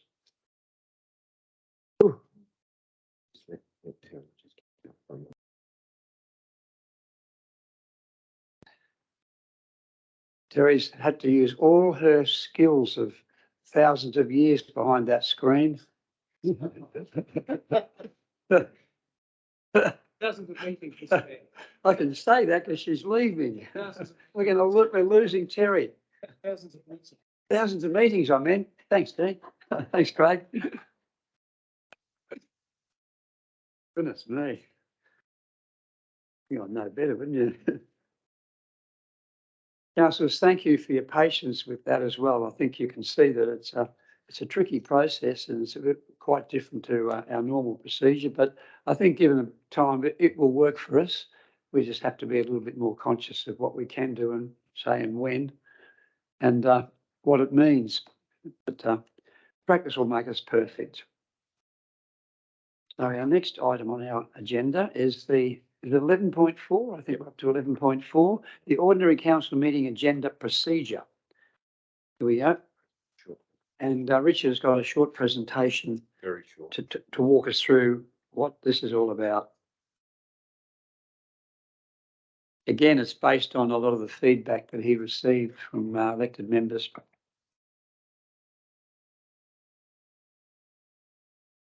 Yeah, fantastic, and well done on that last agenda item. It may not have been what everyone wanted, but I think the manner in which we moved through it was brilliant. So, see if we can get the A+ on this one. Alrighty, so we're really talking about the code of practice for our meeting procedures. And firstly, just an apology. We had thought it was attached to the agenda. But it wasn't attached to the agenda. It was sent through today as a supplementary item. It was the exact same document that appeared in the 22nd of November meeting. The words were in the document. Unfortunately, the document wasn't in the document. So my apologies. Again, this was all put to you last month. There was a whole bunch of track changes within that document. We haven't touched those track changes. Good feedback at the meeting, feedback since the meeting. And again, what I've tried to do is put something together that is actually workable for the staff and the elected members. So again, very big recommendation, 9 dot points to that. You know, some of them are quite large. What I've done is I'm going to pull out some of the matters which I think are going to be the ones that people are really going to want to talk about more than anything. So in the first part of the recommendation, 5 o'clock, really the feedback was 5 o'clock versus 7 o'clock. I mean, that's where it was at. So really all I'm doing here is just giving a couple of points on it, that the CEO and the elected members must give regard to the health, safety and wellbeing of staff in terms of the hours that they're working and fatigue, and trying to make sure that we do end up with a very efficient meeting. The award and our enterprise agreement, you know, the conditions that in that they prevail. The council can't sort of, you know, override what our staff will and won't do or can and can't do. In relation to our working times, overtime, meal allowances, breaks between shift, all of that we've actually got covered. I don't want to go into the detail because we don't need to go down that rabbit burrow at the moment. Some of the commentary that I got back was in relation to, you know, there'll be some cost savings. Look, in reality, when you sort of weigh one up against the other, there's probably not going to be a great deal of difference between the two. We move on then to the next part of the recommendation that really talked about where we should have our council meeting, the unless otherwise resolved by council. That's the part that I really want to highlight there. And that is because the decision sits around this table as to where you want the meeting to be held, and you can do that at any time. But regard should be given to the setup cost, the equipment, the staff having to go and set things up, and any other costs that come with it. There's hardware that goes with getting a meeting set up in another location if you choose to have it. And of course, communication. So as an example, if we all head over to Wasleys and the internet's not that flash over there, or if we're outside of a regular council facility, which does have our Wi-Fi running through, we won't have that. We'll all be on the 3, 4 and 5G if we're lucky. There is higher costs, etc., in moving our council meeting around, and we shouldn't ignore that. And while many would say, oh, you know, Hewitt Centre's brilliant at $550 for the evening, people there need to get paid and set it up and do their cleaning and all those bits and pieces. So it doesn't come free. I also draw you to the last point, which is currently we do record our meetings, and I think that's a fantastic thing to do. But if we want to move locations and we don't have the hardware that supports it, we won't be recording the meetings. That'll be fairly simple. Not only will we not be recording them, we won't be live streaming them. We won't have that ability unless, of course, we wish to invest in it. And again, that will be a decision for the elected members in terms of when they seek to choose to have a meeting location that would be different. And that would be easy to do. That would be easy to resolve. Let's have a meeting at Wasleys on this date and not live stream the meeting and not record it. And there's your resolution, and let's go and meet over there next month. So it's not difficult to do at all. The other the other commentary that came through was in relation to how people are addressed at meetings. And of course, we have particular practices that we use. What I've done is put in there, really, it comes down to the preference of the elected member, how they wish to be addressed. So if it's a first name for one, it may well be, and it may be a last name for other, because that's that person's preference. Again, that's the recommendation that I've thrown in there. Where are we now? The public forum's probably the key one, the last key item that, or one of the last key items. So the deputation presentation gets added the public forum to it. So there's an opportunity for the public to come and speak. Now, really what this comes down to is we bring in the public forum. It is a less formal approach. It's not, you know, Barossa Australia or Humby Consulting to come and speak with us. Those guys still have to, you know, give us a week's notice, and we need to work out how that fits in with the agenda. It would be the approach where somebody has something that may be last minute or whatever it be. They still need to register, because I think it's appropriate that the elected members understand who is speaking and what they're going to be speaking about in advance. And then for the mayor to make that determination whether to accept or reject it. All other meeting protocols, though, we basically retain as anybody who would come and speak with council. I do point out, though, in the second box, and that is the access to the council already exists, really strong access. And when you look through all of those, you know, dot points there, there really is a great opportunity for matters to be brought to council's attention and to be dealt with quite often in a fairly quick way. Or should I say, not so much the matter will get dealt with, but the inquiry will get dealt with in a quick way. And of course, the last one is around the visual or audio recording. So again, what I would say is that currently we have a resolution of council that says that we will record our meetings until, and this is effectively our review today for that, where we would seek to include that in our council meeting procedures, with the exception of, and I do say that in there, that where technology economically exists. I think that will be a decision for the elected members to make. But if the technology doesn't exist and you don't want to pay $5,000 a night or whatever the cost may be to have the technology brought in for the meeting, then you would simply resolve not to do that on that occasion.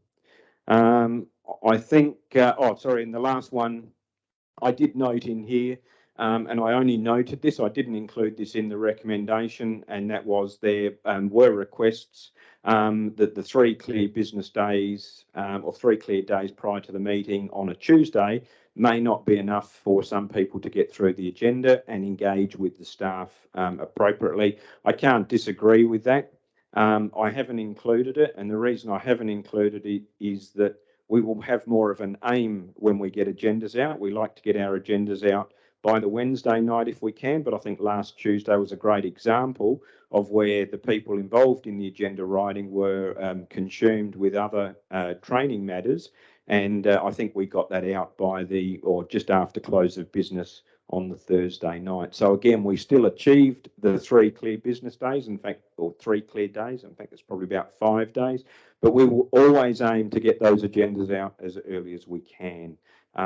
Noting that we don't want to tie ourselves up in knots, if we don't quite meet our procedures. So I haven't included it, but as I say, this presentation will be included with the minutes, and there is the commitment that we're making to try and achieve that. Big recommendation. Again, I think we've just had some great opportunity of how to work our way through a recommendation. That's the points 1 to 9 that we've got there. As the feedback to me has come, that is the preferential direction. I'll leave it at that. So thank you. Thank you, Richard. Councillors, are there any questions in relation to any of those dot points or this matter? Councillor Simon? I do have a question. In the dot point 9, it says recordings will be placed on a website as determined by the CEO. What does that exactly mean? Could you decide you put it on your own Facebook page, or I mean, not that you would want to, obviously, but I might just pass to the question was how long and where would we retain the recordings for our council meetings? Thank you. Through the chair. So in the recommendation, it was that they would be retained in regards to the State Records Act. I will have to follow up and double check their requirements. It is a little bit, yeah, I'll need to take that on notice and get back with regards to a time frame. I guess I've said it before, and I probably need to say it again. I'm a little bit concerned about recording of council meetings in perpetuity, to be there forever. Once it goes out on that internet, it's there forever. And 5 years' time, someone comes along and said, "This is what you said at that council meeting on the 7th of November, 1960. What do you got to say about that?" There's something out there all the time, and I would hate to think that it's going to restrict people in their behaviour at a council meeting by being careful with every single word they say, because it could come back and bite them later. That's where I have the problem. I have no problem with a live stream. I think it's an excellent concept to be able to live stream our meeting to people that can't get here. It's great. And for councillors to be able to log in as well. But just the recording on the internet, on YouTube, I have a problem with personally.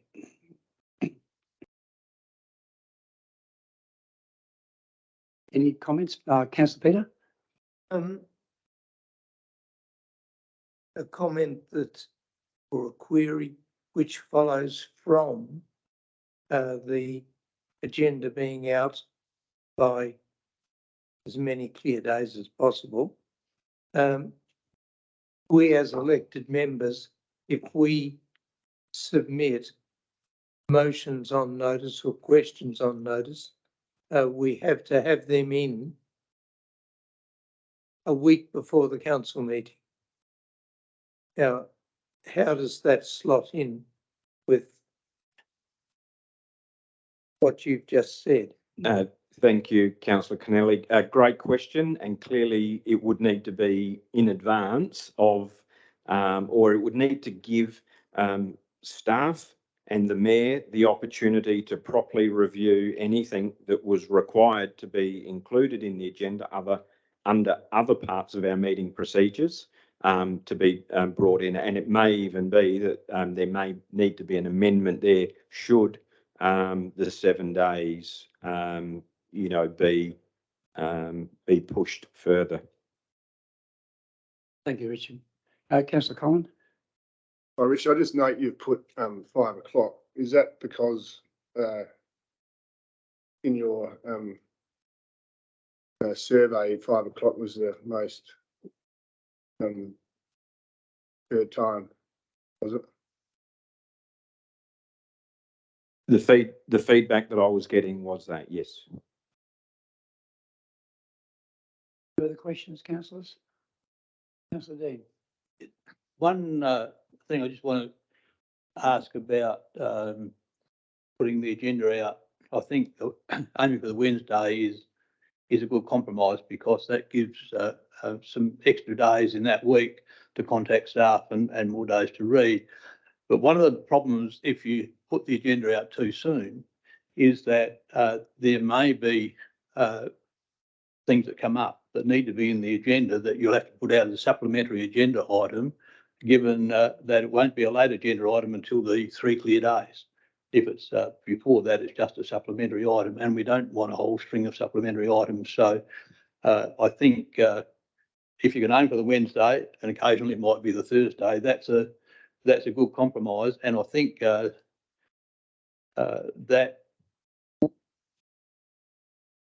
would just about work for leaving the notice of motion on 7 days, because you'd have a couple of days then probably to review them. It might be a bit tight, but we could probably try that. And then if that was with the understanding that elected members will get those in as soon as they can. But if that is too tight, well, then we could always change it down the track. Thank you, councillor Dean. Further questions or comments, councillors? Mr Mayor? Councillor Bill? Yeah, Mr Mayor, I have a real problem with clause 5. The public forum, we've had it previously, it just becomes unnecessary. I think it's our role as elected members to be the contact from public to, it's our responses for the first line of contact, as well as the staff of this, as you listed all those different ways of contacting. And to have someone being able to come in and speak to the council is just without being screened, if you like. I think it's an unnecessary time wasting for the whole community, and not a way of actually achieving some result. If they contact us, we contact the person that needs to be spoken to, the area, the department, and something happens. I think it's unnecessary. So I wouldn't support that introduction of public forum. Yeah, I think at our training course too, Shatis made it pretty clear that it wasn't this preferred option. Thinks that elected councillors are the spokespersons for the residents, and residents have got every right to come up to one of us and say, I want you to raise this at council, and we have that obligation to do just that. So we're the mouthpiece for the residents. That's why we get elected. We don't need the residents have to come and do our job for us. And, I guess we've got to keep that in our mind. And that's why the forum in the past probably hasn't worked. I spent a lot of time on point advocating for a youth forum to make it clear out there to young people that we care for them and we have their own spot on our agenda. I think we had one presentation in 4 or 5 years, which was quite sad. And but it sort of told me something. Perhaps they didn't understand what we were about anyway, and we need to do better. But we got no response at all. And I can't say I blame the staff for recommending that we remove it. Councillor Collins. Should I move this, please? Move this. We move this and get it going. Okay.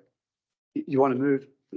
Move the recommendation, or is that what we have to? Or not? Yeah, you can move the recommendation, Councillor Collins. Oh, sorry. Could I just have a point of clarification? Are we still going to go with the forum? And if it doesn't work, then we can get rid of it if we don't want it. No, this recommendation says that, pardon me, Councillor Bill's comment was that he would like to see it removed from this recommendation. Bill can ask for an amendment. Yeah. That's right. Yep. Yeah, I'd like to see it. I'll just make a comment in relation to that. As I stated before, the opportunity to amend our meeting procedures can occur at any time with the elected members. So while if this was adopted today, it doesn't lock us in forever. If there is a decision to go, well, 3 months, 4 months, 6 months, this is not working, we don't like this, that could be motioned back to council. That would be the decision of the council. I'll second that motion if it's been moved by Councillor Collins. That's the motion as it stands. Further comments, councillors, in relation to that? Councillor Solomon? I would like to amend that motion and say instead of starting at 5 p.m., I would like to start it at 7 p.m. Okay. So we've got an amendment to the original motion, 7 p.m. That's okay. We need someone to second that. We certainly do. Someone like to second that motion? Councillor Allison, would you like to speak to that motion? We have to put that recommendation. People can still speak to it. How many got left? No problems at all. No Oh, issues. okay. at this point. Anyone like to comment further on this particular matter? Now we have recommendation, we have an amendment to the recommendation. Councillor Bill? Yeah, I'd like to speak against the amendment for 7 o'clock start. I think it's a bad move. It's a move that historically we've always started at 5 and it's worked exceptionally well. 7 o'clock start. I don't know how far you people travel. I have to leave an hour beforehand to get here. 7 o'clock start. I'd have to leave at 6. If we go till 10 o'clock or 11 o'clock, I'd be home at 12 o'clock. And with no meal in the middle, I don't think I'd be very functional, councillor. I think that probably applies to most councillors here. I think it also is extremely non-supportive of the staff to have such a late meeting. The pressures they would be under would be difficult. They'd also probably be later to work the following morning. So I think there'd be numerous costs involved. So I'd certainly speak against the 7 o'clock start. Would you like to move an amendment? No. Just for some clarification, we have a Yes, yeah, aren't you? we've had Councillor Ross move, Councillor Rowlack second the motion as is written in the agenda. We have had Councillor Zeller move an amendment to the whole recommendation of only adjusting the 5 p.m. to 7 p.m. That has been seconded by Councillor Emery. And so we are only at this point have the amendment to the recommendation for the 7 o'clock start. That is the only thing being discussed at this point. Right, any further comment, Councillor Michael? Just a question, and I know it is to do with this amendment, but it's to do with the original recommendation. So if council was to move to a 7 o'clock meeting with the invitation for a public forum, at what point during the agenda would that public forum take place? Because if it's at the end of, if it's at 11 o'clock at night, then I don't. At what point during the agenda are we proposing to do that? So it's at the start, or that's where it starts? Yeah, generally speaking, Councillor Michael, it would probably be at the Have a start deputation. where we have deputations. Yeah. Councillor Lynn. I'd like to speak against the amendment. We're all on a lot of other committees as well. And when you have to go to one that starts at 7 and goes till God knows when, I'm against it. Councillor Lynn. All right, how many have we siphoned through? Have a say? No, but if no one else wishes to speak. You've already had a say, I think, councillor. You do. Okay. Yes, Right. absolutely. Yep, go again. Excuse me. Yeah, I mean, I think there's obviously the two factors weighing against each other about the time and people getting home late. But the one important factor to me is the accessibility to these meetings, and specifically to be able, maybe not now, but for the next council, to attract young people. Younger people that work cannot make these meetings. I talked to many councillors in many different areas, and every single one says to me that if you guys have meetings at 5 o'clock, that is crazy. We couldn't make it. But people are employed. They need to get out. They work till 5 o'clock. How can they make 5 o'clock meeting. It's just, it literally works against the working people. I understand we got a few retirees here and the people that can come and go whenever they want, but for the general working person, 5 o'clock is not a time to be at a council meeting. That's the one point. The second point is the cost factor. We've heard from Richard, our CEO, just before that there wouldn't be any difference. So it's not going to cost any more if the staff has to be here longer or if they have a meal or everything. And on top of that, I have talked to several staff members and they said, look, it might be inconvenient for them, but we can make it work. And you know, it's what you guys make of it. So they're not like against it or anything. So that's the second point.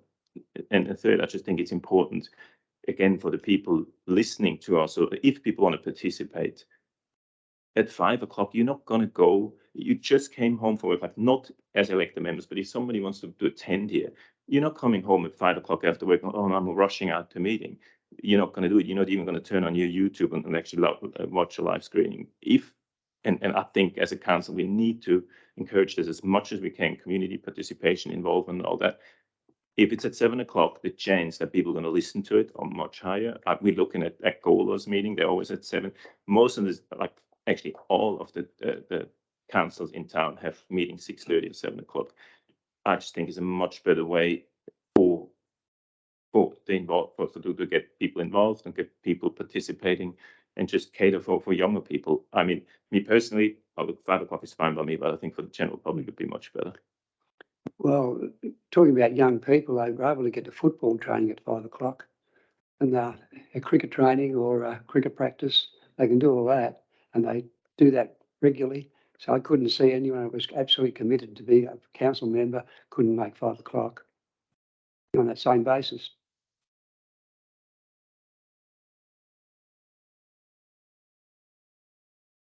The amendment now will be the motion at this stage, will be put.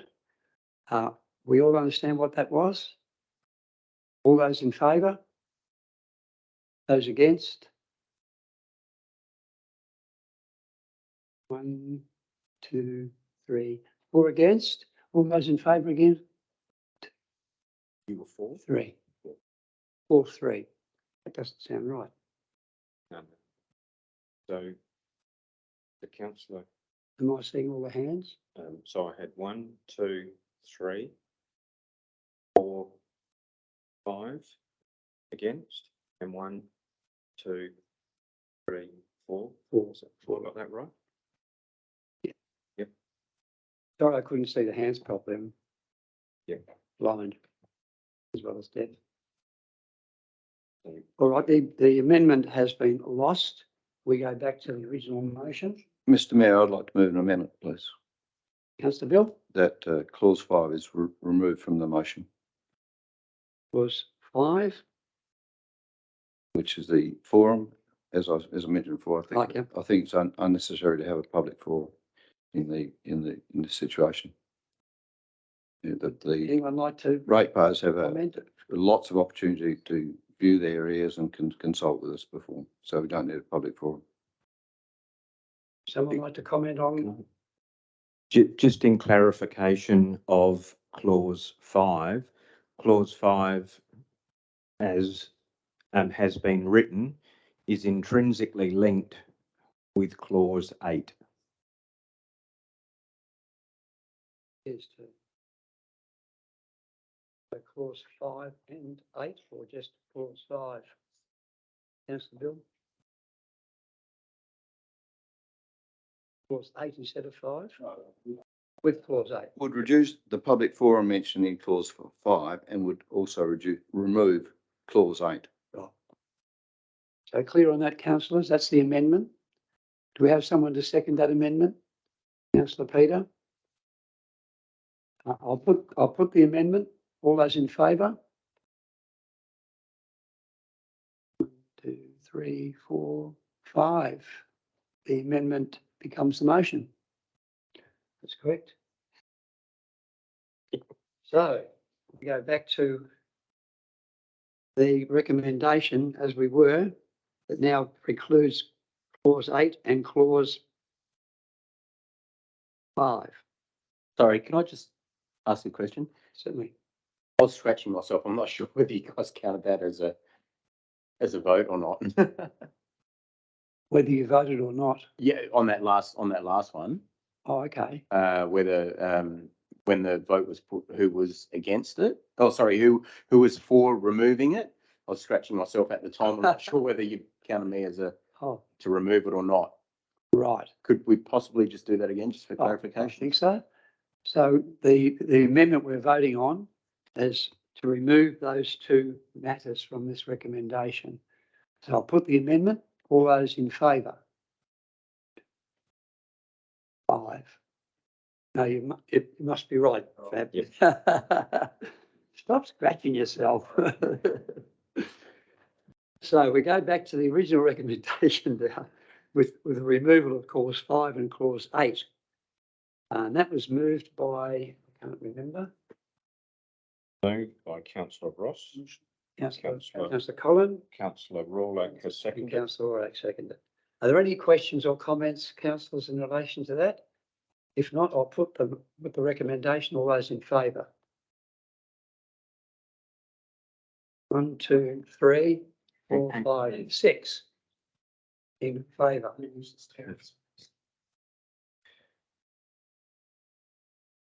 So just to clarify, the recommendation that was just voted on and won was summarising at a 5 p.m. start, which is the recommendation as is written, with clause 5 and clause 8 removed, which was one in the amendment.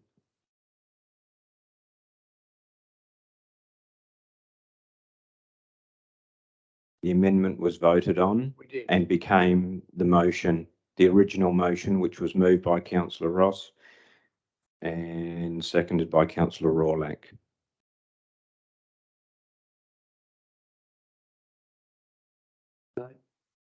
Terry, you're very experienced. I'll ask for your advice.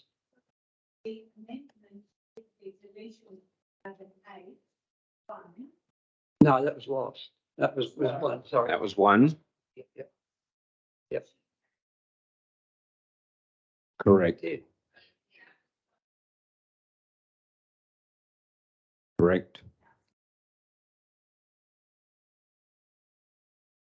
Yep. Just to clarify, councillor Close, councillor Kennelly moved the amendment and won.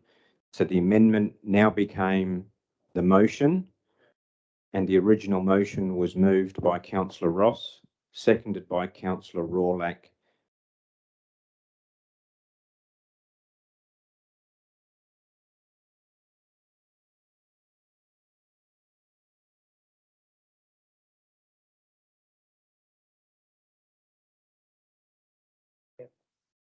The amendment becomes a motion, and the motion was moved by councillor Bill and councillor Dean. Yep. I think you're right, Terry. So we need to we need a mover. No? No. It's been done.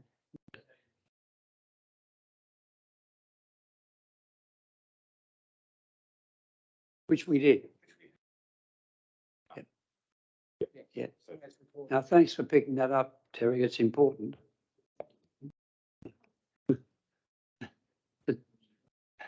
There's a steep learning curve when you're introducing new procedures and technical ones when you've got a whole lot of recommendations as well. It's not simple.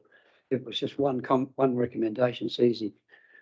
But when there's 9, it makes it a bit more complex. Councillors, we can move on. Thanking you for that and your patience. To 11.5, which is the proposed update of the suburb name Buckfeldy. Any comments or questions in relation to that? Thanks, Councillor Michael. Yeah, I'll second it. It's a rather interesting piece of history, but it's certainly got a Buckfelder now. So poor old Bushfelder's lost. Yeah, I did have some conversations with Mrs. Mansell. She was a lovely lady, and she was doing it for all the right reasons, but she was going to have some problems. There's no doubt about that. So there's a recommendation that's been moved and been seconded. Are there any further comments or Councillor Bill and Councillor Michael? Sorry, Terry, I'm getting ahead of you. If not, I'll put the recommendations, which are 2/3 down page 39. All those in favour? Those against, that's carried. Thank you, councillors. We move on to 11.6, our policy review, 4.14, public-private partnerships policy. We review, as you're aware, councillors, our policies every year. Sometimes there's only some minor grammar changes, etc. But and this is probably one of those classic examples of that. But are there any questions or comments? Mr. Mayor, I had a comment. Yes. Peter? The recommendation,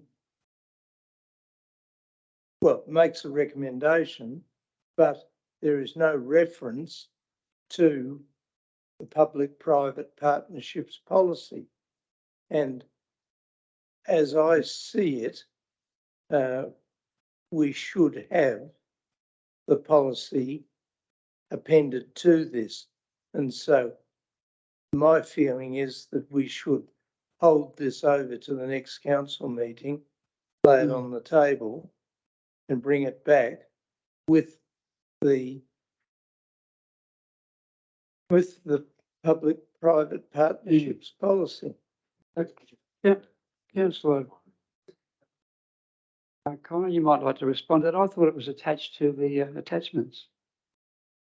It's adopts 4.14. That's the number of the partnership policy.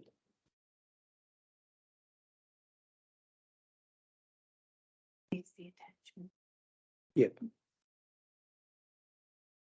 Okay. I think it is attached, Councillor Peter. Any further questions or comments, councillors? If not, I put the recommendation. All those in favour? Oh, we've got to move. Seconder, I think. Yeah, looking for a seconder. I thought we had a seconder. Someone like to second that? Councillor Bill? All those in favour? Those against, that's carried. Thank you, councillors, and thank you, Corin. Cash advance of dentures, 11.7, councillors. And thanks for your presence, Dr. Nigel. Nice to see you, and thanks for your report. Any comments or questions, councillors? Sounds like all good news to me. Would you like to make any comments, Nigel?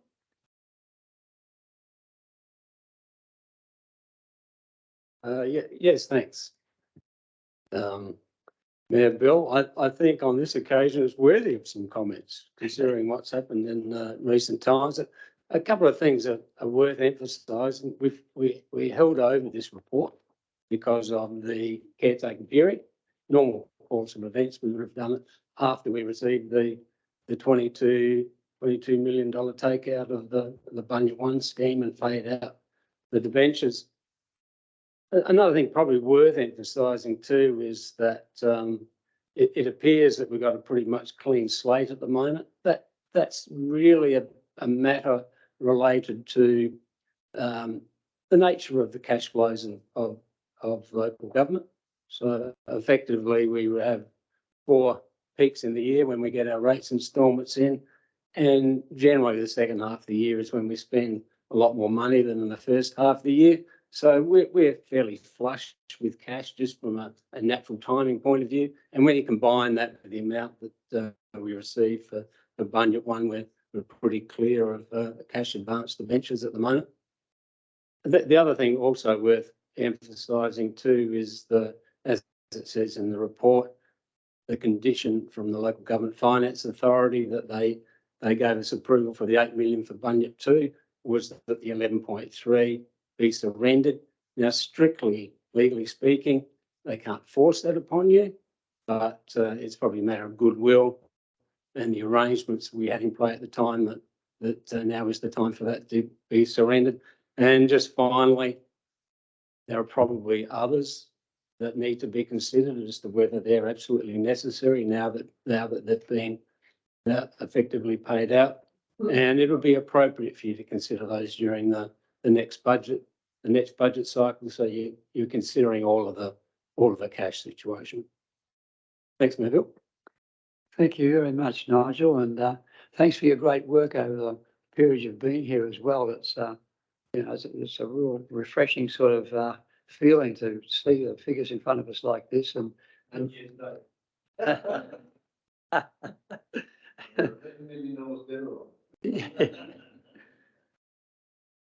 So thanks very much for that. Yes, councillors, we have time for some questions if you have any. If not, we've got a recommendation about halfway down page. Oh, sorry, Councillor Peter. I have a question about the Bunyip 2 water reuse scheme, which is mentioned twice here. And I'll make a comment or two things. Firstly, that Seppeltsfield Wines holds a monopoly over the water which is flowing through the Bunyip 1 water reuse scheme. Now, I read I think it was a 3-page article in the Saturday Advertiser some time ago, which said, and I'll just quote it, that Mr. Warren Randall was going to marry his beloved, well, that's lovely.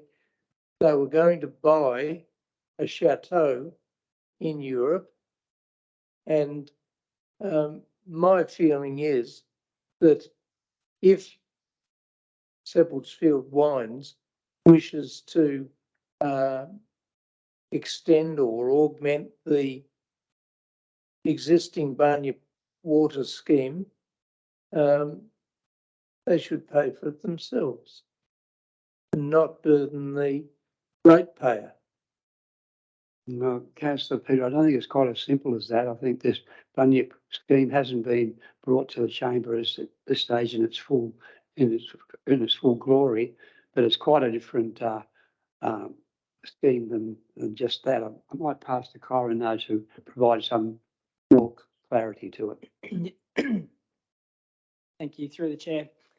So the matter of Bunyip 2 project, we intend to brief the council with an update on that project early in the new year. There's a matter of a variation to the grant funding agreement that we'd like the council to consider. So that more than likely will go to the January council meeting. I think that's probably a good opportunity to ask questions around where the project's at.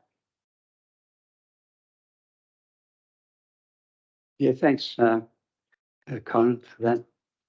Further questions, councillors? If not, the recommendation is there. I'll move it, Mayor Bill. Like to speak to it, Councillor Dean? I'm moving it. Thank you. Someone like to second this motion? Councillor Lynn, like to speak to it? Would you like to speak to the motion, Councillor Lynn? No. I'll put the motion, councillors. All those in favour? Those against? That's carried. Thank you, councillors. And thank you, Nigel. We'll move on now to 11.8, which is our annual business plan update. And there's a recommendation there that says that we receive the report titled Annual Business Plan Update and note the contents herein. Any questions, councillors? If not, would someone like to move that recommendation? Councillor Fab and Councillor Ellison, all those in favour? Those against? That's carried. Thank you, councillors. We move on now to questions on notice, which we don't have any. No. Right. Questions without notice, we don't have any. And we have a yes. I have a question without notice. Sorry. And I'll explain. We have in the council area several outbreaks of wild artichoke, a declared noxious weed. And I've been contacted in the last few days by 2 ratepayer farmers. And I've also noticed myself that almost if you go along the Freeling Road to Daveston, on the left, before you get to the Sturt, highway at Daveston, before you get to the old road, there is a rampant patch of wild artichoke there.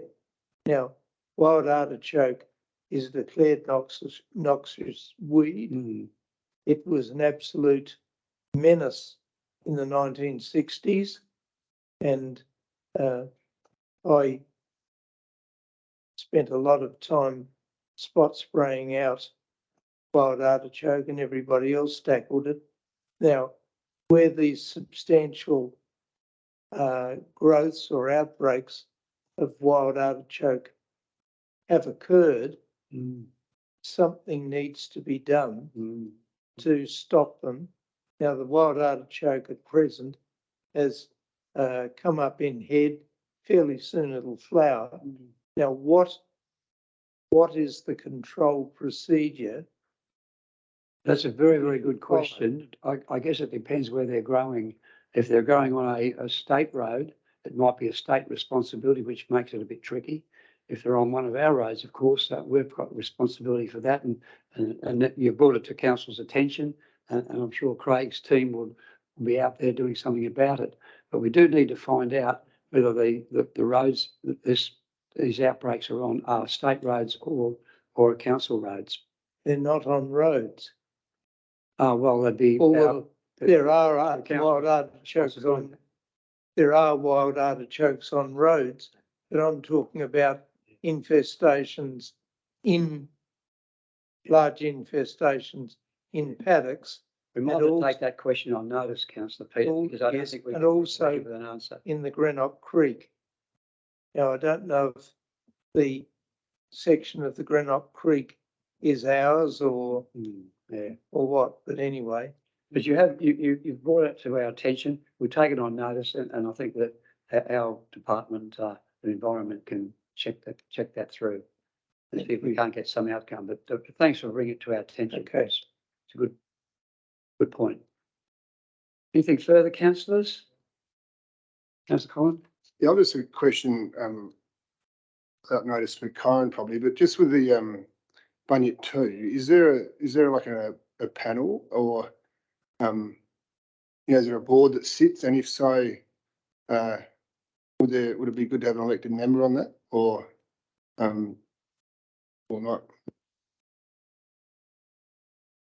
Thanks, Yeah, I guess through the chair, Bunyip Water is a private entity, so they have their own structures that they operate under. In terms of implementing the project, there's a governance structure that has been reported to council, so we'll brief you, the new council, on that in January. Essentially, it consists of a project steering committee that's at the operational level, so that it can meet as it needs, typically fortnightly, and they basically steer the project in accordance with grant funding agreements that the council's executed, and the policy direction that the council signed off in terms of public-private partnership agreements. So essentially, there is a steering committee at the moment that does rest at the administrative level with council. And who are they? Who's on it? Yep. If you give me a moment, I can probably bring up that structure and comment. Brian, I guess the point that Colin may be driving at is there an opportunity for an elected member to be on that panel? I think that's what you were trying to say, Colin. Is that right? I asked the question. That's right. If you're going to spend $11 million of ratepayers' money, and then and then if the other people, the other they're well represented and we're not, I think that maybe an elected member might be a good option to have. It's an excellent question. That's why I think Colin can probably put some clarity around that. Is there any opportunity for an elected member to be on that panel? Typically, it has been at the administrative level for efficiency, so that the project can deal with technical matters that relate to the project. It typically doesn't make any policy decisions. So if there is a decision that needs to amend the financial position that council's investing in the project, that'd typically be reported up to council with a decision made. So no decisions are made at the steering committee level. That sort of changes the position of the council. So that way, that steering committee can just deal with business as usual, as it needs to, typically in a fortnightly sense. But if it needs to meet more regularly or defer those meetings, it occurs. But yeah, I'm still chasing up that structure to comment on it. Yeah, and it reports directly to the council. Is that correct, Corin? Thank you. Councillors, I think our caterers are here, and we've got a little bit of business to still conduct. We've got some confidential material as well to go through. So with leave of the meeting, we might adjourn for 20 minutes.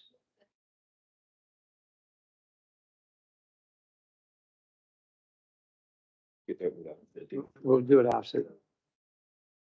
The people that are in the gallery are probably waiting for this. Oh, okay. Oh, sorry. I wasn't aware of that. I think we need to address it. Yeah, I mean, if that's the case. I wasn't aware of that. All right, councillors, we'll move on to section 14. Pardon me, Corin's got the outcome of the committee for Councillor Collins. Yeah, so the project steering committee has two representatives from council, being the CEO as project sponsor and general manager of economic development as the program manager. Yes, yep.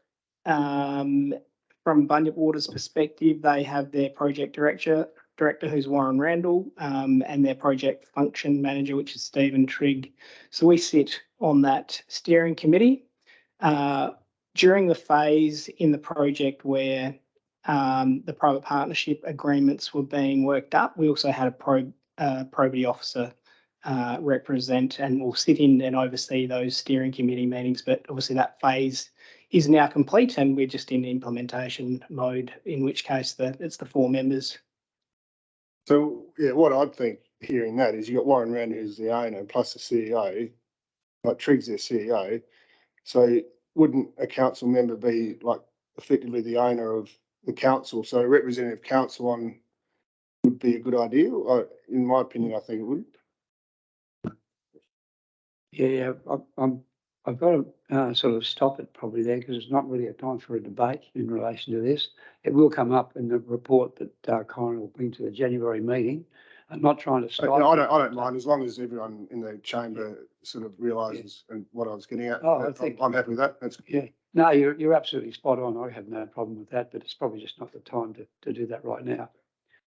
Councillors, we've got some folk in the gallery tonight, and I wasn't aware that they were waiting for this particular motion, so we won't adjourn now. We'll move on to 14.1, which is a motion on notice from Councillor Michael.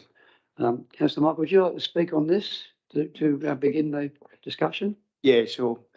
Thanks, Mayor Bill. So I've had some contact from some ratepayers in the area, some feedback about the condition of 2 council roads. So one of those is College Road, and the other is Gartell Street in Roseworthy. So I received some photos of them. I've had some conversations with ratepayers. I went out and had a look myself on Thursday afternoon. So with respect to College Road, first, my understanding is that College Road was recently upgraded. That's evident as someone that's built plenty of roads before. It's evident that happened recently. I understand that it happened recently. However, as you drive the route of College Road, in particular on the northern side of the road, or the Roseworthy bound side, it's clear that there's deterioration in the pavement. So the seal's delaminated in areas, and the subgrades exposed. Eventually it'll be subject to weather. We've been fortunate the last few weeks, but my concern is that for a road that's been recently constructed, it's in a very poor condition and not a serviceable condition. So I'll address Gartell Road in a second. So I've put a number of questions, I guess, to council, and really for me, what this is about is understanding the circumstances that have led to it. And how we address it as quickly as we can for the people that use that road, and for the safety of road users. And whether or not, and we'll find out, I guess, through a report on those circumstances, whether or not there's funding streams or whatever available to give council relief in respect to that. So then the second part of the motion deals with Gartell Street. So, I note that the patching, the heavy patching on Gartell Street was carried out on the weekend. As of Friday afternoon, it hadn't. And, the condition of Gartell Street wasn't great. It's fair to say, that the profiling drop off from the asphalt level to the subgrade or whatever was probably at least 40 or 50 millimetres. I understand there were some issues with securing a contractor to carry out the balance of the work. There was an issue with the detour as well, where a heavy vehicle became compromised and unable to complete its journey as well. So there's a few things there, I guess, that I'm seeking some further information on, and hence that's the motion to seek a report. No, thanks very much, Michael. And it's a very well thought out motion as well. As I think talking with Alison earlier, she has similar concerns for the same matters. So there is a motion on notice there, councillors. Are there any questions in relation to that? I'll look for a seconder now, and I have a seconder in. Certainly. Thank you, just through the chair. Just with relation to notification of a road closure, I've looked everywhere to find notification that you were closing that road on Saturday, which I thought was Friday, and I haven't been able to find one. So that also, I'd just like to add that on to find out where that notification was given, because you're probably well aware that a very large truck got stuck on the side road because it is an OD3 road, and to bypass down past the post office, round past the CFS, and then up onto the main highway there, he got stuck. He needed to disconnect his rigs, blocking the roadway, and that was the roadway that was through. He was quite agitated, which is understandable, as were everybody else that was trying to detour through. So, I'm just looking for where that notification was given, because I couldn't find it, and all the people that have contacted me couldn't find it either. So, and my second part of that is the notification that was sent out to Roseworthy residents. There was one that was forwarded to me in an email. The notification said that it was going to be fixed in September. Now, I understand that got changed by the school office to say that it was going to be redone on the Friday, which didn't happen. But the one actually in the post office on the notice board wasn't altered, and it said that that road was being fixed in September. So I'm just like to ask, who sends out those notifications, and can we please get it right, because it's highly embarrassing when ratepayers are contacting council, councillors saying, why is it saying September when it's meant to be happening in December? So just a few extra. Thank you. Yeah, thanks very much, Councillor Allison. We'll include all those comments in that report. And I thank you for bringing it to our attention. That's what us elected members are here to do. And that's why we're talking about the forum earlier. You've listened to the residents out there. You've inspected the site itself, as Michael has. And you're asking for a report now as to what actually happened, and more so to ensure that we don't do that again. But, thank you for that. Thank you, Councillor Michael. Any further comments? Yeah, Councillor Ross has seconded that. Sorry, Councillor Allison. Councillor Simon, yep. Yeah, I'd like to speak for that motion, obviously. I mean, it's a very good motion. Thanks, Michael, for putting that up. As people will be aware, that road is probably just about a year old, and last harvest, those intersections, I think it's Stone Road and Creek Road with College Road, totally disintegrated because it was not built strong enough. And then we sort of, and then they got redone in a proper, like I think it's Sprays, and they got redone in proper, I don't know, 50 mil bitumen or something. So that road is already been fixed once because it was built totally substandard, and then this comes on top of all of this, having a creek running the entire length of that road, and the road's just built against the creek. I mean, it's obvious that that's not going to last. Like one truck going a bit too far to the side, it's just going to break in, which happened many times, and the delamination and all this sort of stuff.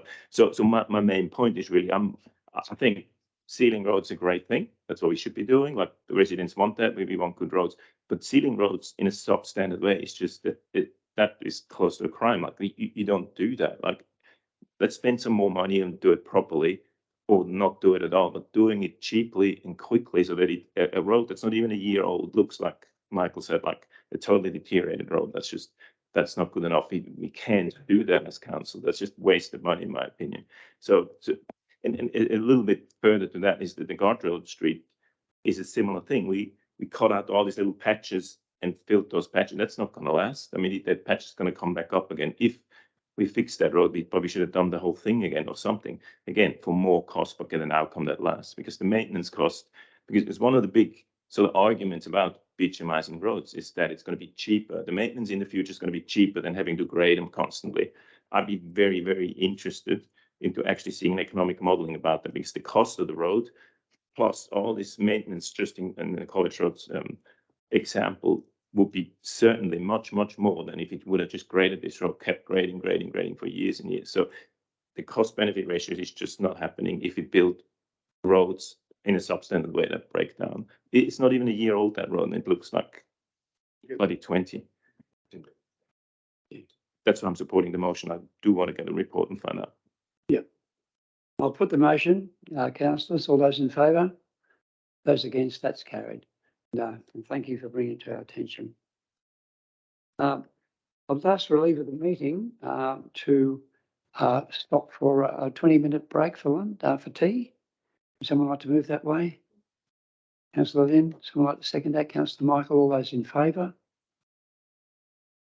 We're not in favour. I better start again.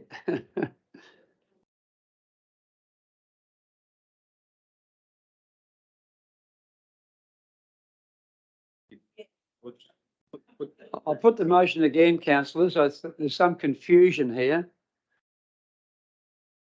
I've asked for leave of the meeting for us to adjourn for 20 minutes to have some tea. I've had a mover and I had a seconder. Mover and seconder. Sorry. Yeah, all those in favour that we stop for tea? 1, 2, 3, 4, 5. The motion's carried. We'll stop for 20 minutes. Okay, bloody hard.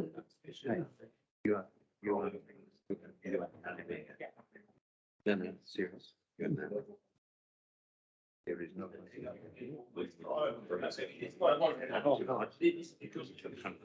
Your presentation is good. Trust me.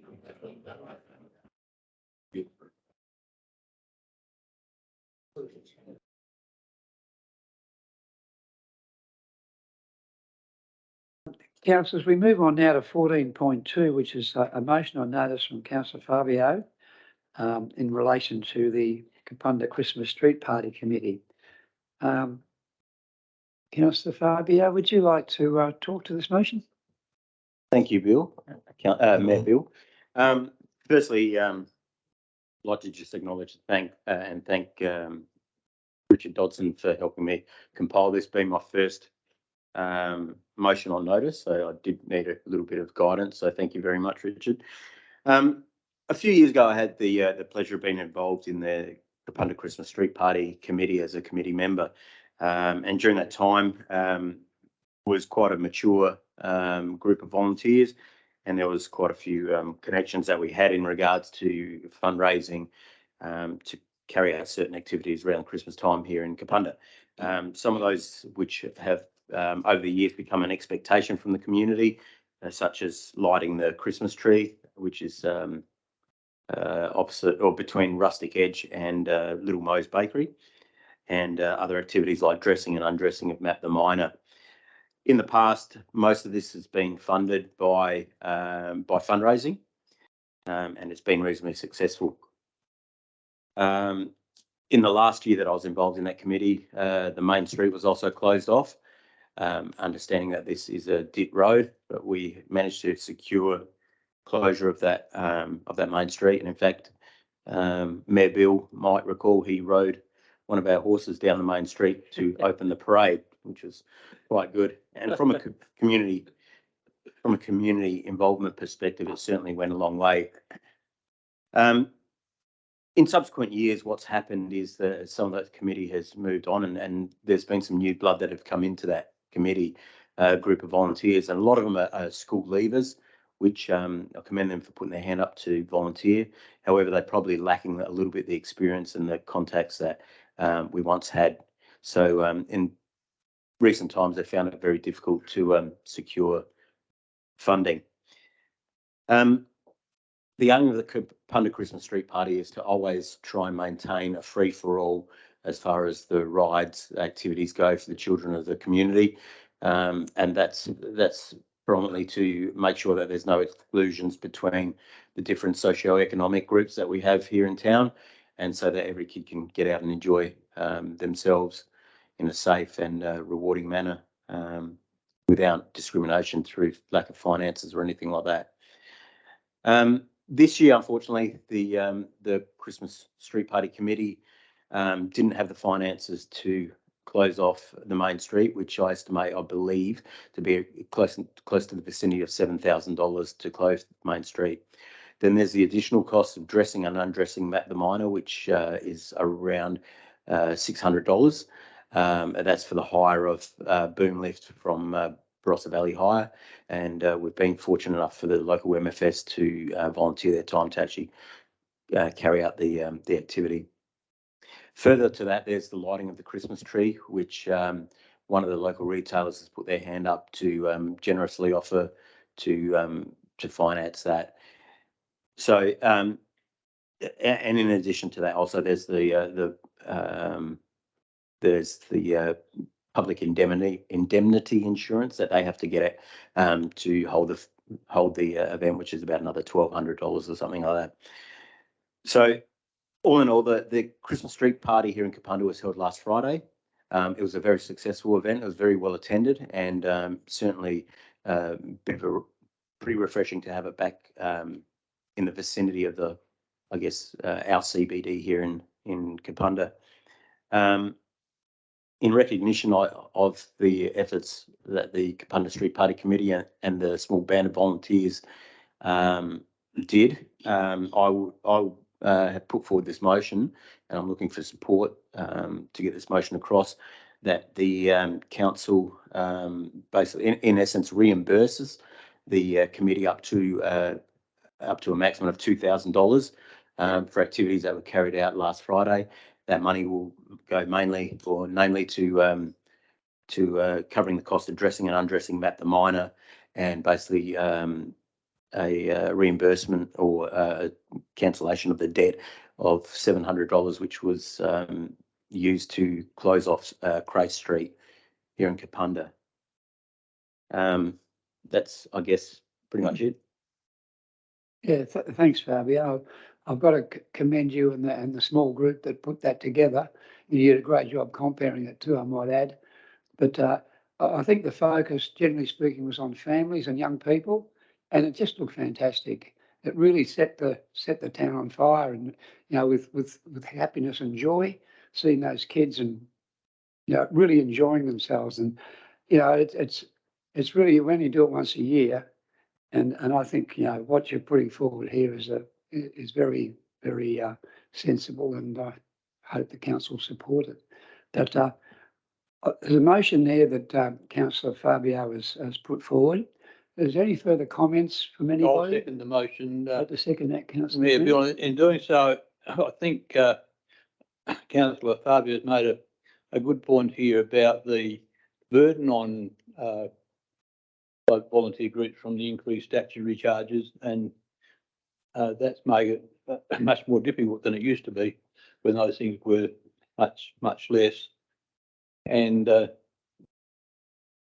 we've seen in our community the loss of a number of volunteer service organisations, including Lions and Rotary, both of whom I think the Christmas tree was a Lions initiative, That's and right. when they went defunct, Rotary took it over till it went defunct, and then it became who's going to fund it. So I think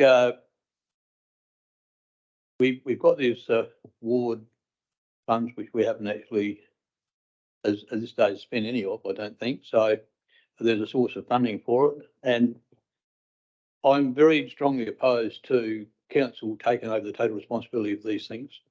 But our community empowerment policy tends to work on the general principle that we give community groups responsibility to do things, but we assist them.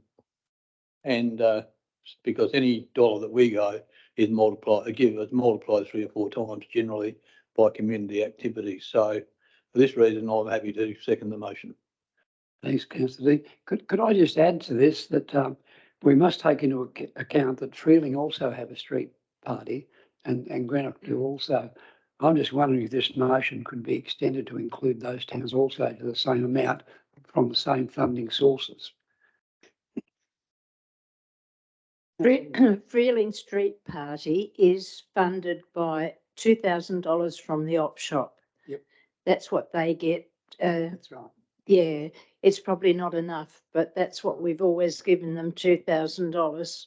No, I think what Fabio's motion here though has opened up the opportunity. Yeah. To look at what's happening in our whole region. Yes, The punk yeah. and help these other groups too. Excuse me. You're gonna need someone to amend it, Bill. You can't just. Oh, that's right. I'm speaking out of turn, I know, but I get a bit emotional about these things, having been involved in this Thunder Street Party in the early days and put a lot of time and effort into that, and we want to see it continue. And I think our council has an obligation to try and do something, but in doing that, we need to look at the other towns also. Mayor Bill, can I make a suggestion? That is that we consider this motion as it is, and if some other group wants to seek funds, then they do what Covio has done through an elected member. Fine. Yep. Thanks. Councillor Collins? Yeah, I'd just like to make a small comment. I was talking to John Angus from the Barossa Council, and so they closed 3 town streets, main streets, and their roads are dit roads as well. Mm. And the Anguston one I went past, they didn't have anyone manning the signs, and nor did Tanunda. And John hasn't got back to me with the cost, but he said it was nowhere near $7,000 because he said it would have cost 21,000. He said that was nowhere near the budget. So I just would like to know why the street party was to pay $7,000 to block a street off, and also having people manning the signs when they didn't have to do it in the Barossa townships. No, thanks, councillor Collins. Worth an investigation at minimum. Did you have any comment on that, Richard? No. If I may just add to that, I do acknowledge the fact that our main street is a dit road, and yeah, I understand that. And we do have a lot of arterial roads that come on and off that street. Taking the consideration of that, I'd like to maintain the motion as it is now, but I'll make it quite clear that in the new year going forward, I'd like there to be some further discussion around the potential to return it to a full main street, so we can also involve retailers and perhaps look at doing a late night shopping type event, and potentially incorporating the lighting of the Christmas tree as part of that event as well, just to try and bring the whole community together rather than having all these separate entities. Also like to acknowledge as well Lorinda Bailey, who was there for the entirety of it, selling raffle tickets to raise money for the for next year's event, I guess. Thanks, councillor Fabio. So I have a mover. Do I have a second? I didn't know. Councillor, Right. Councillor Is there any Fabio, further comment, councillors? Councillor Fabio has spoken a second time, so That's let's go to a vote now. Just to add a postscript, I mean, in terms of discussion around cost, is it appropriate to be perhaps seeking partners who may be interested in providing in-kind services for events like this? So, for example, the cherry picker or whatever it was, some traffic. Not sure what council's policy or constraints are on things like that, but maybe something to consider in advance of the event next year. All right, I'll need to put this to the vote now because councillor Fabio has spoken for the second time. I can't comment anymore, but I haven't yet. So why did he speak twice then? The commentary. We've wrapped it up. He's spoken for the second time. So I'll put the motion. All those in favour? Those against? That's carried. Thank you, councillors, and thanks, Fabio, for your consideration and your motions. Councillors, we look at section 15, motions without notice. Do we have any motions without notice at this point? If not, we'll move on to our confidential items. So pursuant to section 91(7) of the Local Government Act, we move into a confidential session. Could I have someone move that way, please? Thanks, councillor Simon and councillor Peter. All those in favour? Those against? That's carried.